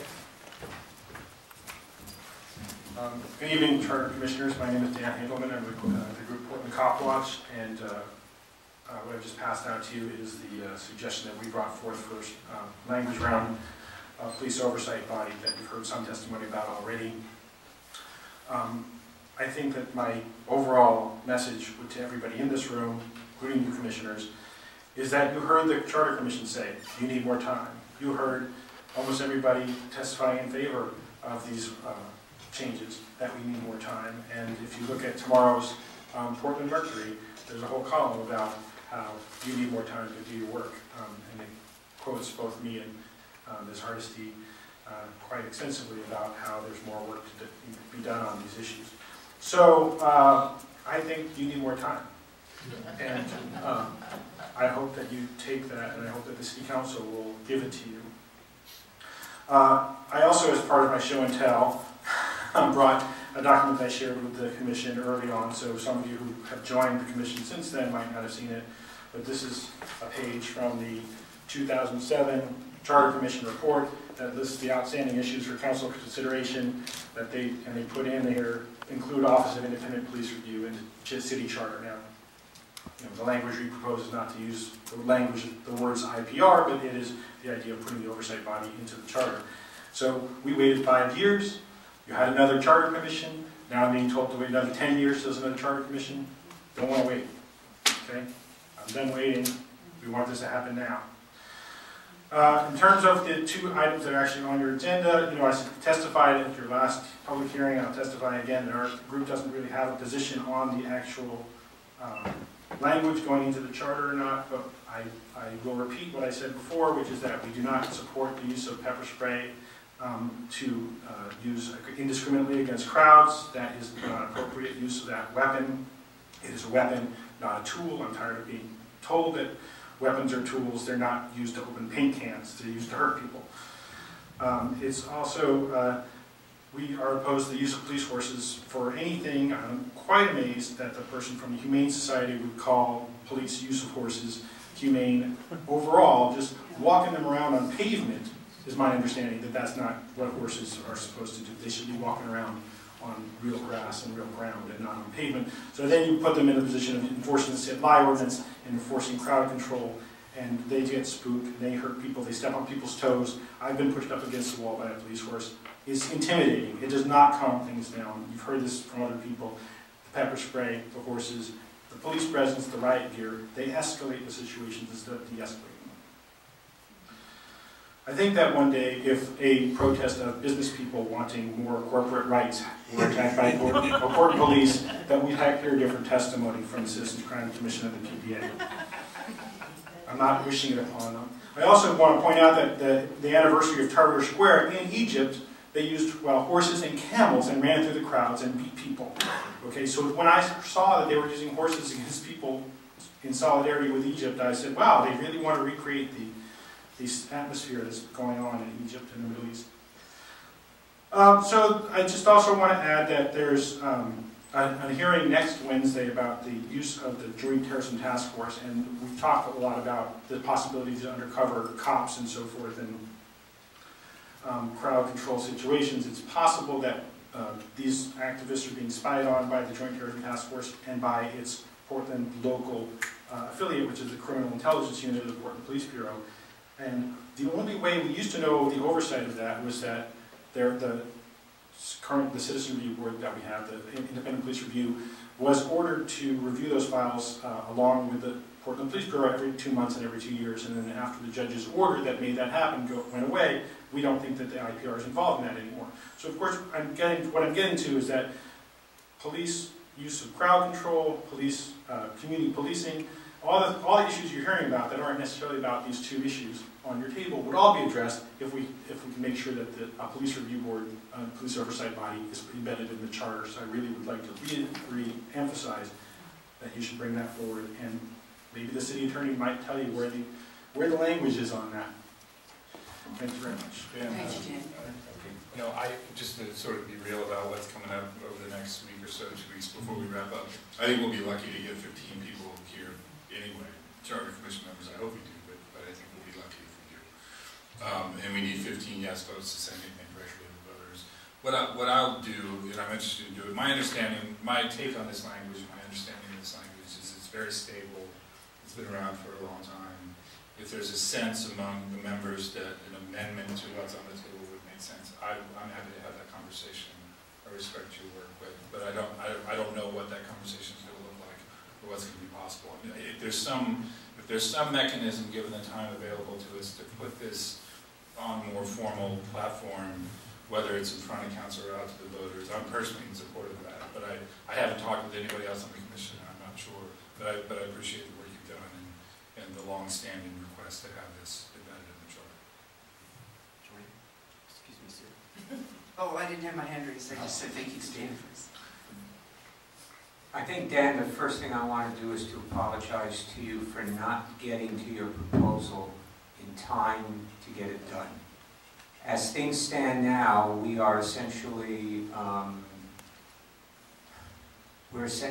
handicapped by the November 2nd resolution that the City Council passed, that we had to do certain things in regard to being able to take the vote for the 15 affirmative votes, or barring that, the 11 to 14 votes, to send it to the council as a recommendation.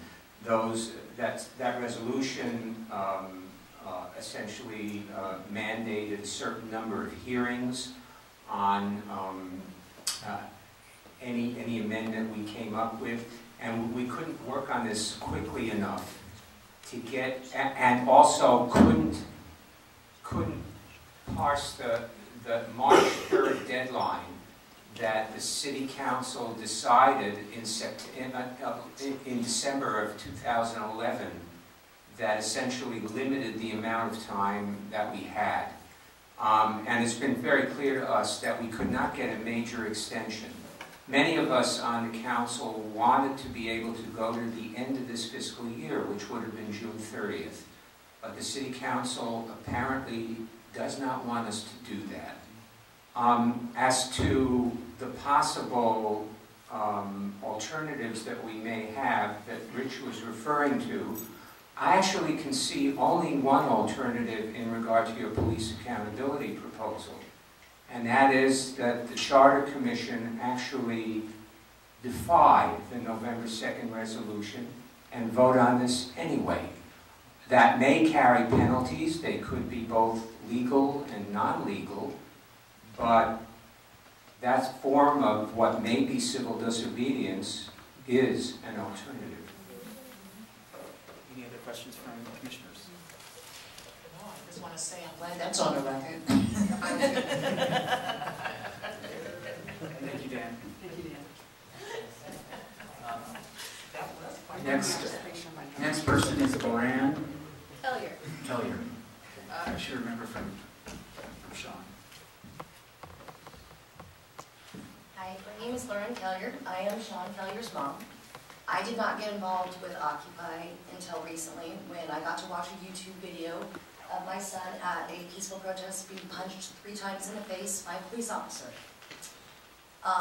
Then about 2 weeks after that, my son got arrested on the day where, I'm sure you guys heard about in Southeast Portland, where there was vandalism. They didn't arrest one single person for vandalism. They arrested my son for jaywalking. I feel so much better protected. I am disturbed by what I've seen. I've always raised my children to respect police officers, but I've not seen that respect to these peaceful protesters. What I've seen instead are horses being used in ways they should never. I grew up with horses. I grew up on a farm. Horses have never been meant to use this way. Pepper spray being used on children. He's a child. He is 15 years old. I work with kids with special needs through Oregon Children's Intensive Behavioral Program. I get hit, kicked, spit on a daily basis. If I ever raised my hand to one of those children, I would be fired and in jail. Yet an officer can punch my son in the face for civil disobedience because he didn't like what he had to say. Even if I disciplined my own child like that, heaven forbid he said something I didn't like and I punched him in the face, my butt would be in jail. There is no accountability. I shouldn't have to worry that my son's going to be at a peaceful protest. I shouldn't have to worry that he's going to be trampled by an animal or pepper sprayed with chemicals. We don't know what that could do. He has developing lungs. What could that do to him? There is no accountability with the police.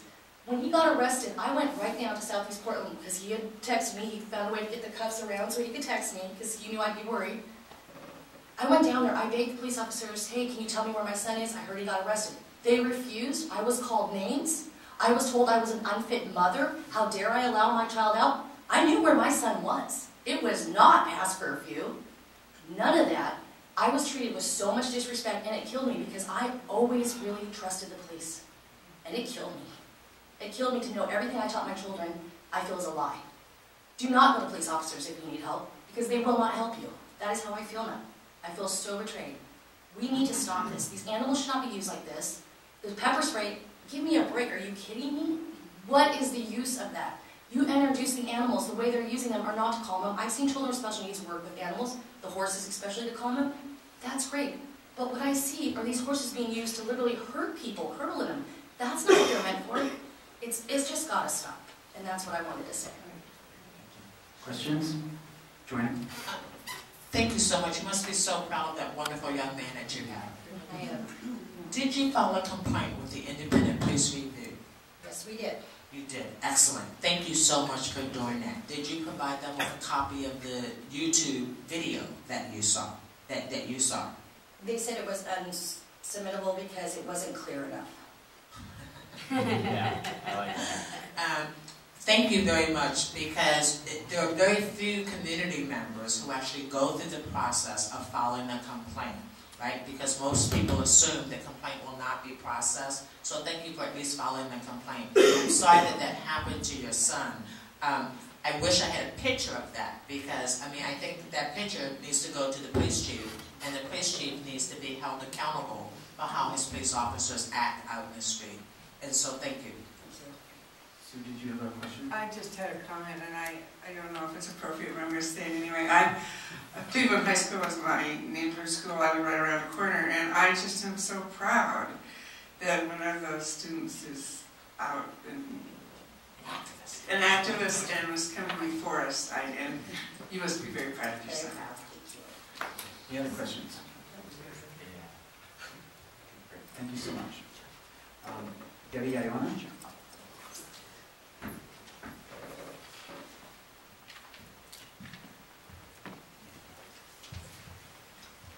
Good evening. I'm Debbie Iona, representing the League of Women Voters in Portland. The League encourages you to request from City Council additional time so that the Charter Commission can thoroughly consider the proposal to place the basic provisions of our police oversight system in the Charter. This concept was presented, as you just heard from Mr. Handelman, to the last Charter Commission. Given the importance of our oversight system in improving police practices and policies and holding officers accountable, it deserves thoughtful consideration by this Charter Commission. Extra time will allow this to happen. And hopefully those who spoke tonight expressing their concerns about the lack of study and process will urge City Council to extend your deadline. Questions from commissioners? Great, thanks, Debbie. Thank you, Debbie. Joel Servin? Looks like S-J-E-R-V-E-N. I think he's left. He was sitting right over there before. Okay. And then, Oh, maybe so he may come back? Yeah. So we'll watch. okay. Andrew Townsend? Oh, Andrea. Andrew, I'm sorry.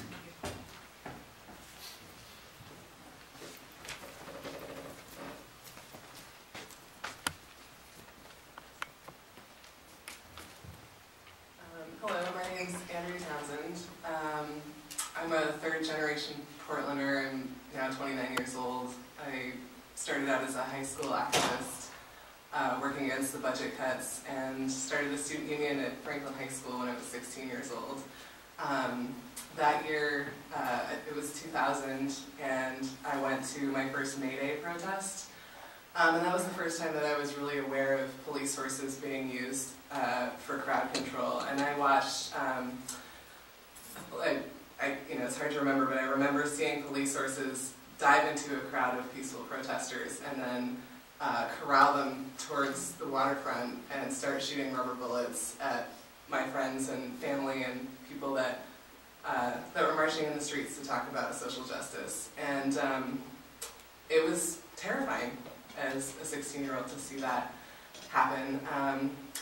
And now it's, 2012, 12 years later, and I was there on the night that we started the occupation in downtown Portland, and I was there on the night that it was evicted. And I was there, I lived in Chapman and Lonsdale Square for 36 days and had hundreds of interactions with people from my community. I saw thousands and thousands of people come together to try to talk about making their world a better place. And it was the most powerful thing that I've ever seen in my life, and it amazes me that our city council doesn't seem to see it as such a wonderful thing. I see it as people engaging in their community in a way that I've never experienced in my lifetime. And I love living in Portland. I intend to continue living here for the rest of my life, and I don't want to see this place turn into a police state.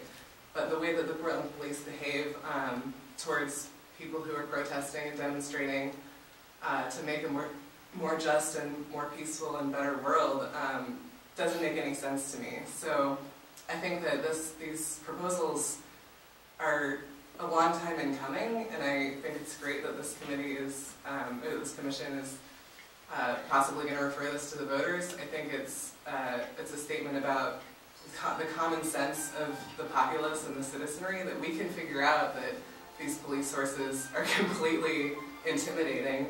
Riot cops are intimidating. That using pepper spray against people doesn't make any sense and doesn't actually cause a crowd to be less incited. I've seen the police, in using these tactics against people, cause situations that are much more dangerous than they otherwise would have been. I've also had a lot of, since May Day 2000 was my first experience with that, but I helped organize the May Day protest and march and rally in 2009, and in 2010 I was part of the committee that negotiated with the police about the permit and about the police presence and about the route for May Day. And the 2010 May Day march and rally was the largest since 2006. In 2006 there were about 60,000 people at downtown Portland. In 2010 it was between 8,000 and 10,000 people, I would say, which is comparable to the number of people that were out on October 6th when the occupation of downtown Portland started. In the negotiations with the police, it was really interesting to learn. I believe that the Portland police are very aware of the fact that their riot gear, that their horses are extremely intimidating to people. And part of they wanted the May Day coalition to move the time of our march because there was another march happening at the same time, and the Portland police felt like that they didn't have the capacity to deal with both marches. We doubted that statement from them, but we accepted that that was their position. And we asked them, we basically negotiated and said, look, we're willing to change the time of our rally even though we've already publicized it, but we would really appreciate if you would keep the horses away from the crowd, and if you would back off with the riot gear. And they agreed to do that, and there was a limited police presence, I felt, at that rally. It was completely peaceful. We did our own security. And afterwards, they praised us for how we handled that march. So even though, it's interesting that they haven't responded to your request for testimony, but from my personal experience, the police are aware that people in crowds don't want to see police horses or police in riot gear, and that is intimidating and incites crowds.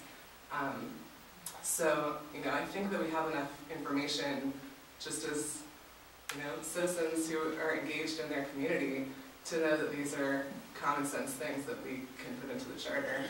And I hope that, that people's voices are heard more loudly than the people that represent the big banks and corporations that, seem to think it's okay for the police to be used systematically to quell dissent.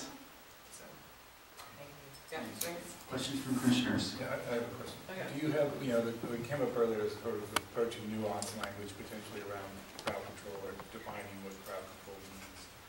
There was some testimony that said, if an angry crowd outside a bar was, threatening, or posing a threat or was violent, is that a different circumstance than a peaceful protest? And do you have any thoughts on how you would approach that, or recommend that we do? I mean, I assume that there's some sort of generally held, legal definition of crowd control, but, I mean, it really doesn't make sense to me to pepper spray anyone, when there is a large group of people. It just doesn't actually, it causes people to get much more pissed off than they otherwise would have been, and, so, I don't know how it works with the charter and how the police interpret the language in the city charter, so I couldn't really speak to that. Okay. But we got a city attorney sitting yeah. Thank you. So I'm going to do a second call on Joel. Oh, yeah, sorry, I think I was in the restroom. Okay, come on up. And if you could state your name. Good evening, my name is Joel Shervin. I'd like to start off with a folklore tale that I think is relevant. I hope maybe you'll enjoy it. There's a tale, I don't know if this is fact or fiction, but there's a tale of a man who trained a horse to do math problems, addition, subtraction, multiplication, I don't believe division. He would state a problem and the horse would respond by stomping his feet the correct number of times. So as you can imagine, crowds gathered far and wide to see the horse do math. And does anyone have a guess as to how the horse could solve the math problems? Any guesses at all? He was very intuitive with the crowd. He could read the crowd's anxiety. And the crowd, if, like, say the number's 10, when the horse got to 9, the crowd would clench up and get anxious and get excited. And he could read that, so he's very empathetic with the crowd. So whether it's fact or fiction, I think it's based on a true thing that's been stated, that horses are empathetic with the crowd. So I think that's just a nice way to think of it. But that being said, when horses are put in tense, stressful, loud, aggressive situations, knowing that they are empathetic animals, I think that's a difficult situation to force them into, and I think it's a more difficult situation to try to control them in, and even more so when you're pushing them, as it's been testimony for, they're being pushed into crowds, multiple layers deep. The front people their reactions have no effect on what the horses do, and their reactions pretty much have no effect on where they go because they're pinned between people and a horse. So you're kind of a rock in a hard place. So it's just a scary place to be. I would like to talk about escalation versus de-escalation, which I also am a high school teacher with special needs youth in an alternative school, and I also face swearing, angry, aggressive special needs at-risk youth every day. So I have been trained and I rely very heavily on the de-escalation techniques.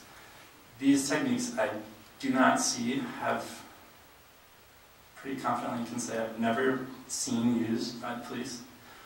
And I would argue that the opposite is used very frequently, especially during when social activists gather together to have their voices be heard. think they do everything in their power to get a reaction from the crowd. And I think the horses and the pepper spray are both a part of that. People have talked about this being taking tools away from police officers, and I would argue these are not tools, these are weapons, and they're used as weapons, and they're not used to de-escalate. And I think the lady mentioned that they're used only on violent protesters or riots. And if anyone, I think you have to be completely out of touch with the media over the last year to believe that's accurate. If you look at the most popular 50 pictures from 2011, 3 of them are peaceful protesters, one sitting down, one a 90-year-old lady, and one in the lovely streets of Portland being pepper sprayed for airing their grievances with the government, peaceful protest. So I think that argument holds no weight whatsoever. It's clearly being used on peaceful protesters. Also, I think, let me see how much fun it is here. The argument that we shouldn't be trusted with, that the city of Portland, the citizens shouldn't be trusted to be able to vote on an issue like this is, if you don't believe that the citizens can be trusted to be held to a vote, I don't think you should live in Portland, and I don't think you should, frankly, live in the United States, because we're built on democracy. If you're going to trust your own citizens, who do you trust? Especially when you talk about the acts of the police lately, they're not being held accountable. They're not accountable to themselves, and they're certainly not accountable to the citizens.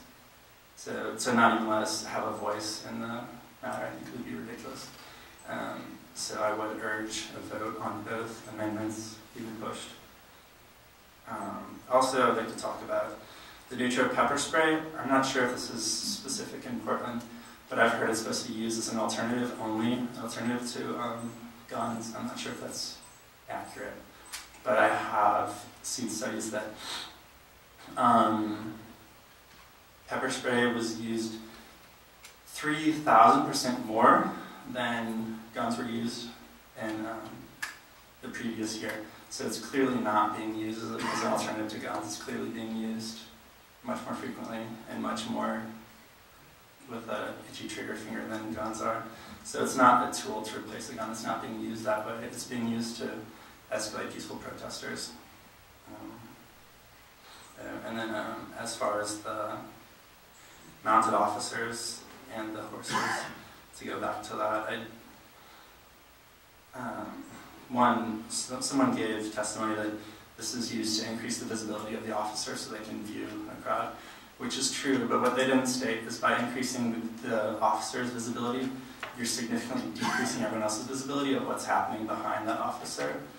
Many, many times I've seen when the police are taking someone and slamming them on the concrete, face first on the concrete, pulling their hands back, shoving a knee in their back. You could argue more than that, but even left at that, and the police will line the horses up on both sides, almost actually creating a box so that the views are blocked 360 degrees. The media, citizens, and anyone, no one's allowed to see what's happening. And to me, that's a very disturbing trend. If they're trying to hide the violence that they're putting on citizens, I don't think that's fair.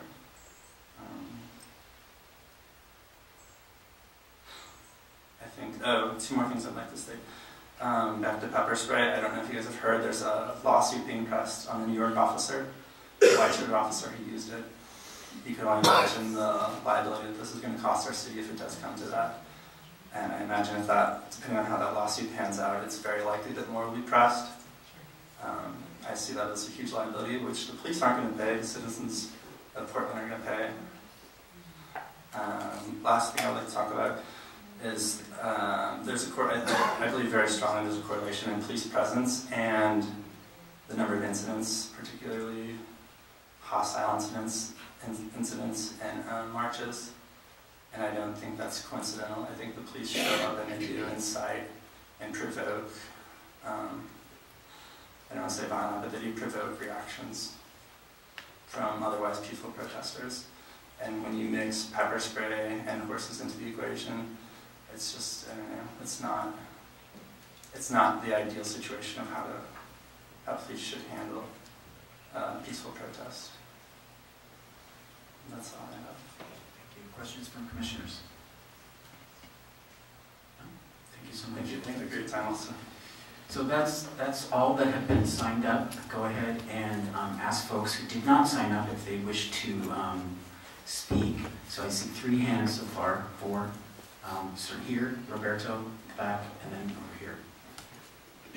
And please state your name before speaking. My name is Barbara Ellis.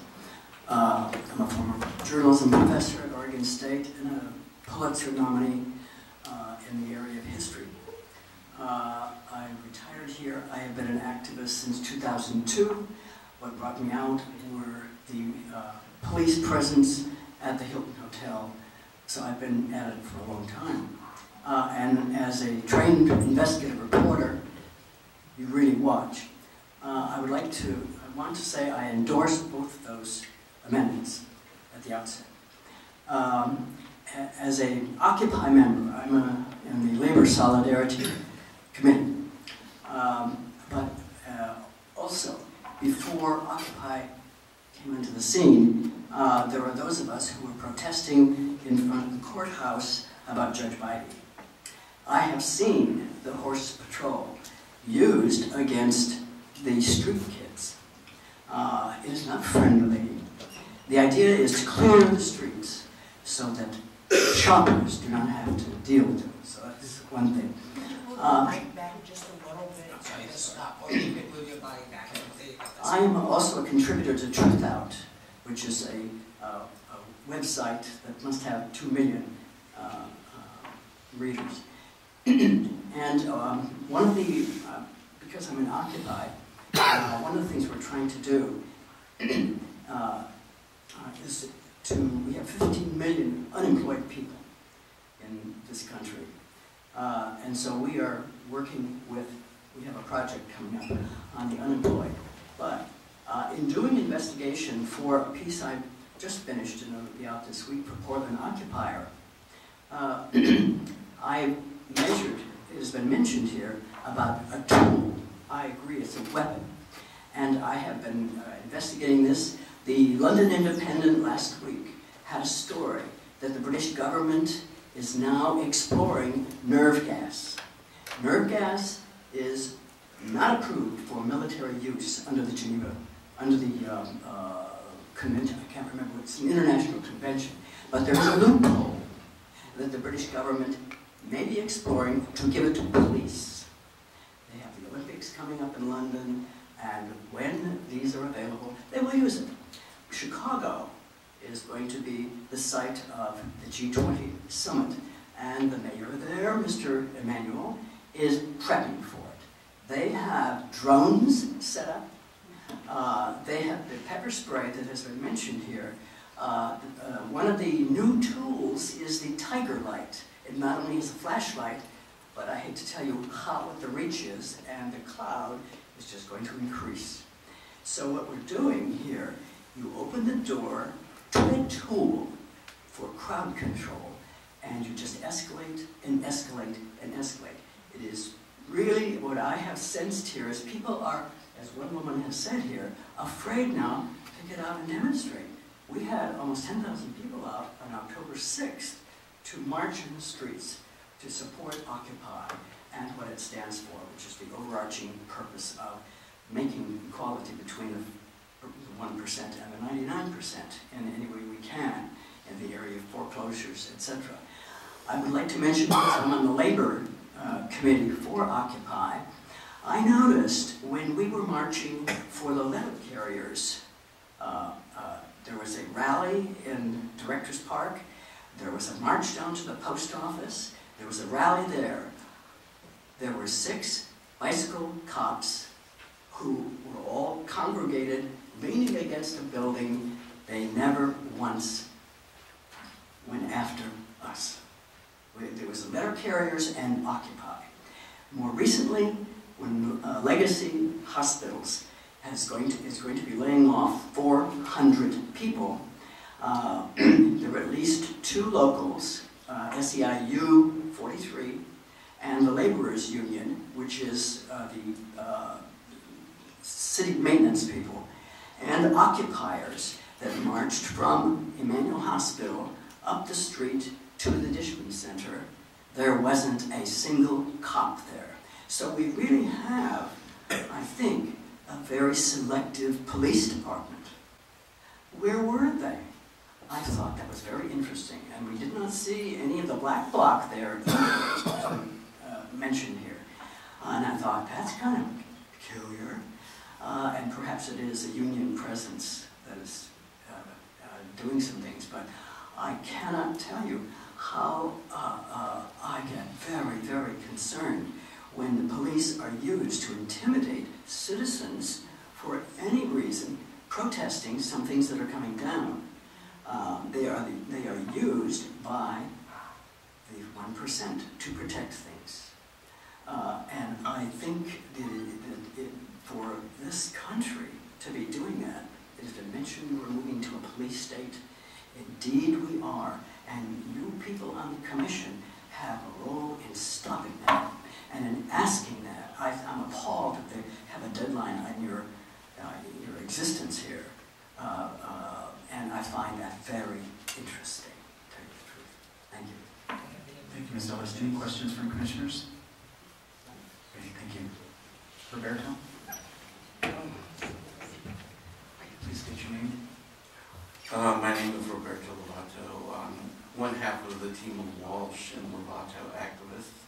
I belong to the Progressive Party of Oregon and Individuals for Justice, and have been involved in watching what you've done. I didn't learn about this till probably halfway through your process, but I'm really appalled at how the city publicizes this, because this is one of the democratic processes of Portland, since it's a charter commission city. I also believe the mayor and the council are trying to bury this commission, that it would not properly staff you, and they just want you gone because they wanted you to take care of the 9 items, the housekeeping items, but they don't want you to do anything serious. Okay. As far as the horses, I believe, and I wonder if that letter from the person from the executive director, is that an individual letter? It's not from the organization, right? It's on the Humane Society, the Oregon Humane Society. I'd like to know if the trustees and the board approved that letter, because I think that's a real. So I would check that out, and that gives me a reason to go out and picket the executive director of the Humane. I'm serious, because I'm an animal lover, and I believe that if I give money to an organization like that, that they would support animal welfare, and I don't believe that that's what this person is doing, because they're friendly and they're on the board of the people who take care of the horses, all right? That's out of the way. I believe, as Barbara said, the escalation of the majority, 1% owning the majority of the wealth in this country will continue to escalate in occupies, and things like that will happen more and more. Using the horses, which I love horses, anybody who knows about horses knows that if a horse does not know what's happening behind, the first thing it'll do is kick. I have been kicked by a pony. Now that's serious, that hurt. The city at some point is going to face a lawsuit by death by horse. Because I don't care how well trained you are, and I've watched the horses because I've been down there.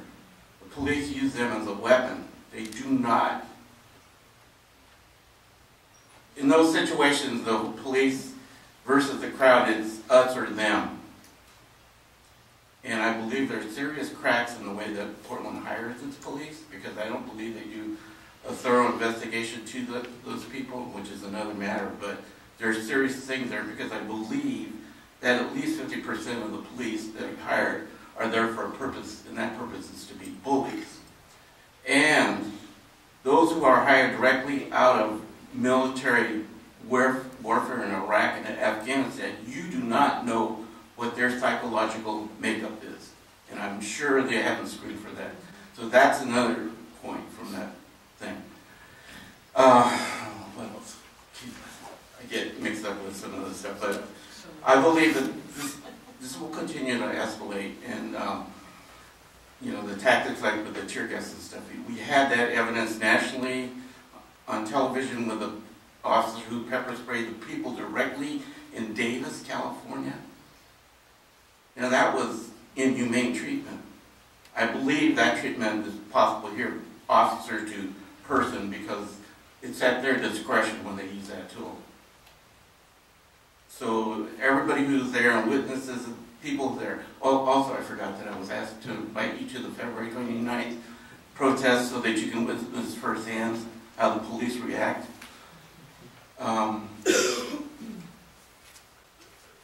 I feel a lot of work needs to be done, and Joanne knows that. And at this point, I believe that anybody who calls the police for help with a person who has a mental problem, you're going to have your family member killed by the police because they do not follow the protocols. Person pulls out a toy gun. If they do not fire on you, you do not fire on them. Person could be wounded and disabled, but not killed. I think that there's a big gap between here, what the police duties are, and the law of this country, and I think that the police departments are well protected by the establishment because it is protecting their property. And this committee is a democratic process and should continue.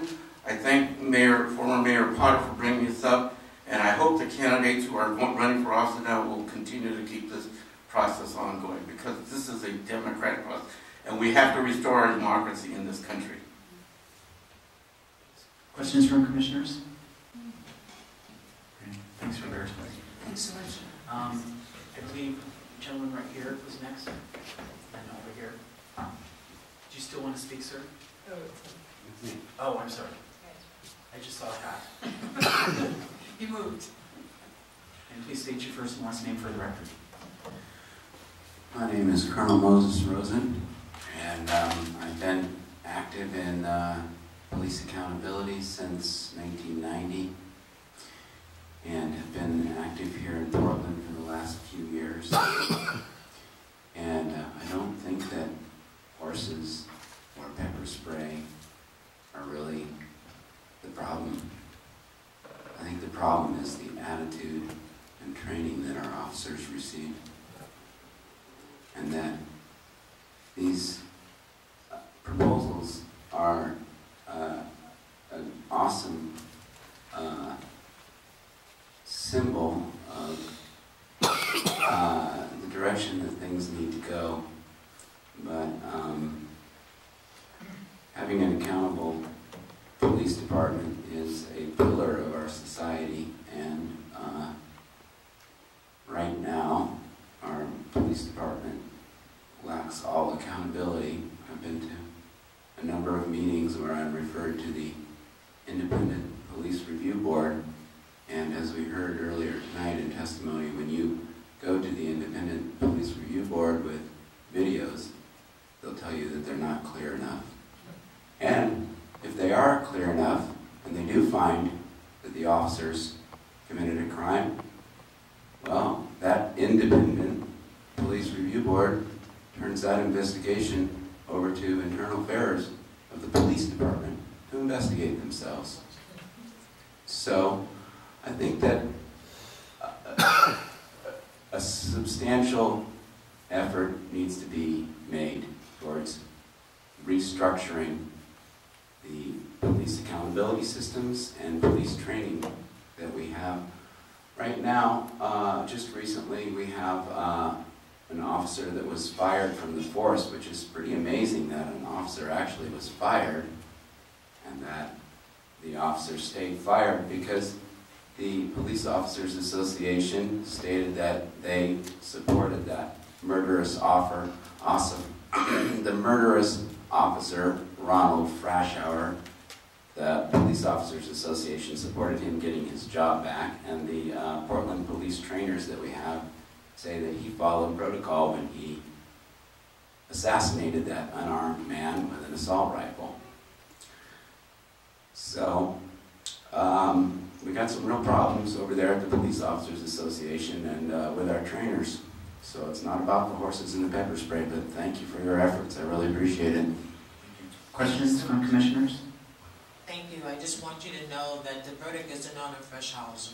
He's in arbitration. Oh, it's so, still out. Yeah. So he could get his job back in He back. may very well, yeah. he may very well get his Cool. job back from back. That's really great. Okay, then over here, I believe with the right hand. And please state your full name for the record. 1 second, Roberto. Do you want to make a correction or? Yeah, I just wanted to comment that I support both of those amendments. Okay. I forgot to say that. Thanks, Roberto. Hello, I'm Mike Tabor, and I'm filming as Joe Anybody. And I didn't come here prepared to speak, but after listening to a lot of stuff, a lot of these topics are stuff that I'm really concerned in and have been for quite a while. I started going to peace protests to protest and take a sign, and then I started seeing how peaceful people were being, the police were dealing with the protesters. So I started filming. Long story short, I've been doing it for quite a bit, and it's really bugged me on the presence of police at peaceful protesters. And so I've done my share of cop watching and filming the cops, and I have a lot of footage of horses pushing against people. I didn't prepare any of it, or I would have brought it, and I still have it all. But lots of different protests where horses are being hit and pushed and drums pounded right by their heads. Their crowds are being shoved into the streets where now they're breaking the law by being in the streets. They're stepped on, people on the ground, horses are tromping around them. I've been hit. I've seen an officer thrown from a horse, and the horse run down the street. Every time the horses come out, I don't know what peaceful about it is. A horse is peaceful, it's beautiful.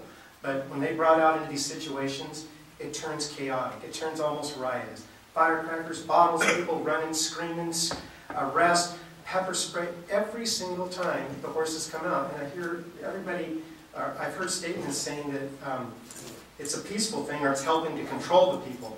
It turns everything upside down.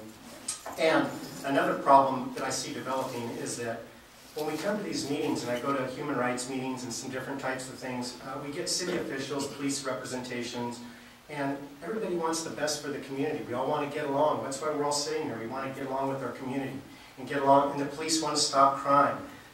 But there's a big disconnect with what the administration says in these meetings and what happens in the streets, and whether it's training or policy or lack of accountability, but it's coming unglued, and we work so hard to bring the community together, then to turn around and have a protest and watch everything, all these people that get abused and hurt and scared and intimidated, and it's just ruining our community. So you're trying hard in these offices, these nice offices, and yet when we get out on the street the next day, it's that whole forceful stuff against people is wrong. And the pepper spray, I've been on the sidewalk filming, and I got pepper sprayed. I was on a sidewalk, I sued the city, and they even paid me. I sued them for a big chunk of money, but settled for a little chunk. And I was on the sidewalk.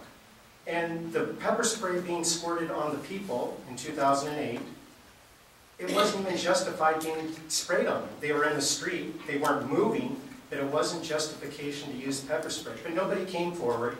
Lots of people on the sidewalk got sprayed too. Nobody came forward. I did. It was very uncomfortable. I didn't want to do it. But I wanted it to stop. And here it is, 3 or 4 years went by and they didn't spray anybody. But now the Occupy's back, and the pepper spray is coming out for not good reasons. And I filmed that when that happened. I have photos of that spray coming out. It wasn't warranted. It wasn't deserving of the community, and it turns our community against our police, causes all these big discussional things, and it needs to, we need to connect that. And there's been talk about us all getting along. The lady back here spoke about that. A lot of good ideas are being brought up, and we do got to work together. But the disconnect from the bosses and the guys in the street, and you can't find anybody. When you're in the streets looking, the people in charge aren't, there's a really big disconnect. You can't find them. And there's no way to go talk. I asked officers, why are you doing that? Why are 8 of you staring at veterans that are on Veterans Day? Why are 8 police officers over there? And I already know we spent $1 million on police overtime. for watching all these peaceful protesters. Over $1 million. But 8 of them, and when I go ask them what they're doing, one of them gets right in my face. He almost bumps me with his gun, and he says, anarchists might be here. And he's just in my face. A couple nicer ones started to tell me it's our bosses, they make us do this. Oh, your boss. Your boss makes you do this. Well, where's the boss?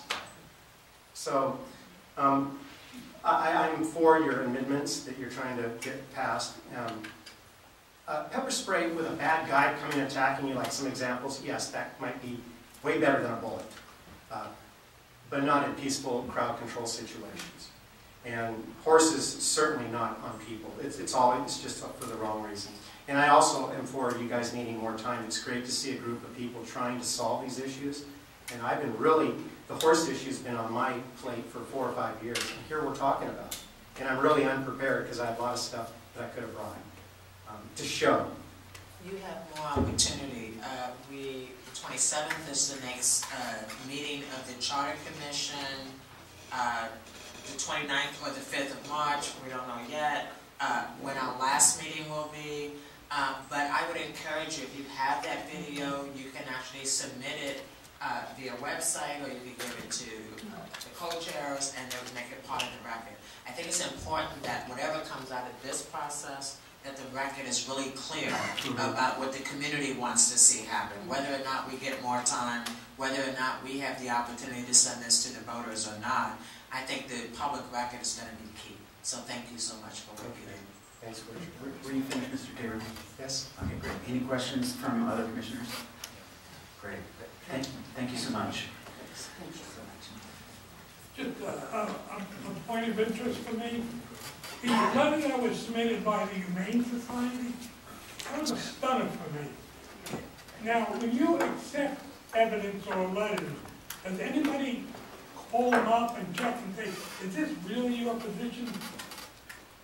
I believe it goes into the public record. It goes into the public record. I do have that question, a note to myself, and I'm going to have to talk with my co-chair because there is a possibility that I'm going to have to leave town.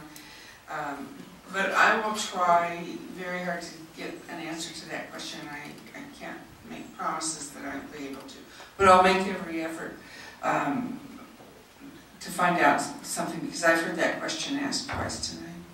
Okay. In the spirit of respecting people's time, I'd like to ask one final time if there's anyone who would like to speak before I close the public hearing. I have a question. She mentioned an email where you could submit testimony. Oh, yes, the email. Do you have your pencils out? I'll tell you what it is. It's a long one. I'll say it and then I'll spell it. It's Alexander.Villarreal @portlandoregon.gov, which is the standard, for those of you who send emails to the City of Portland people, that's the standard City of Portland email address. Alex's name is spelled ALEXANDER, and then dot, V as in Victor, ILLAR,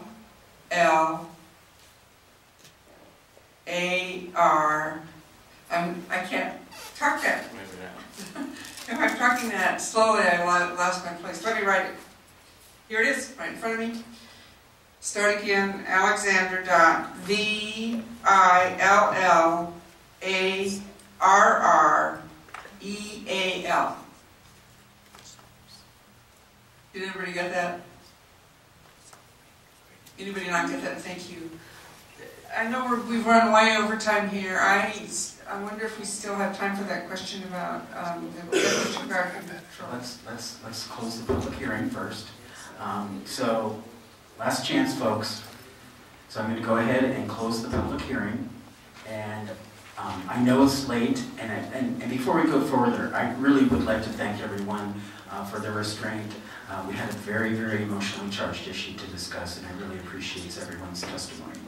So I'd like to go ahead and open it up to folks who'd like to talk about any issue of importance to them. So does anyone have an issue that they would like to speak to the Charter Commission about? Okay, great. Thank you so much for attending this evening. This is democracy. Thank you very much. Let me ask the city attorney about, is there a legal definition of crowd for crowd control? Next meeting. Next meeting. Okay. Yeah, 'cause this is a-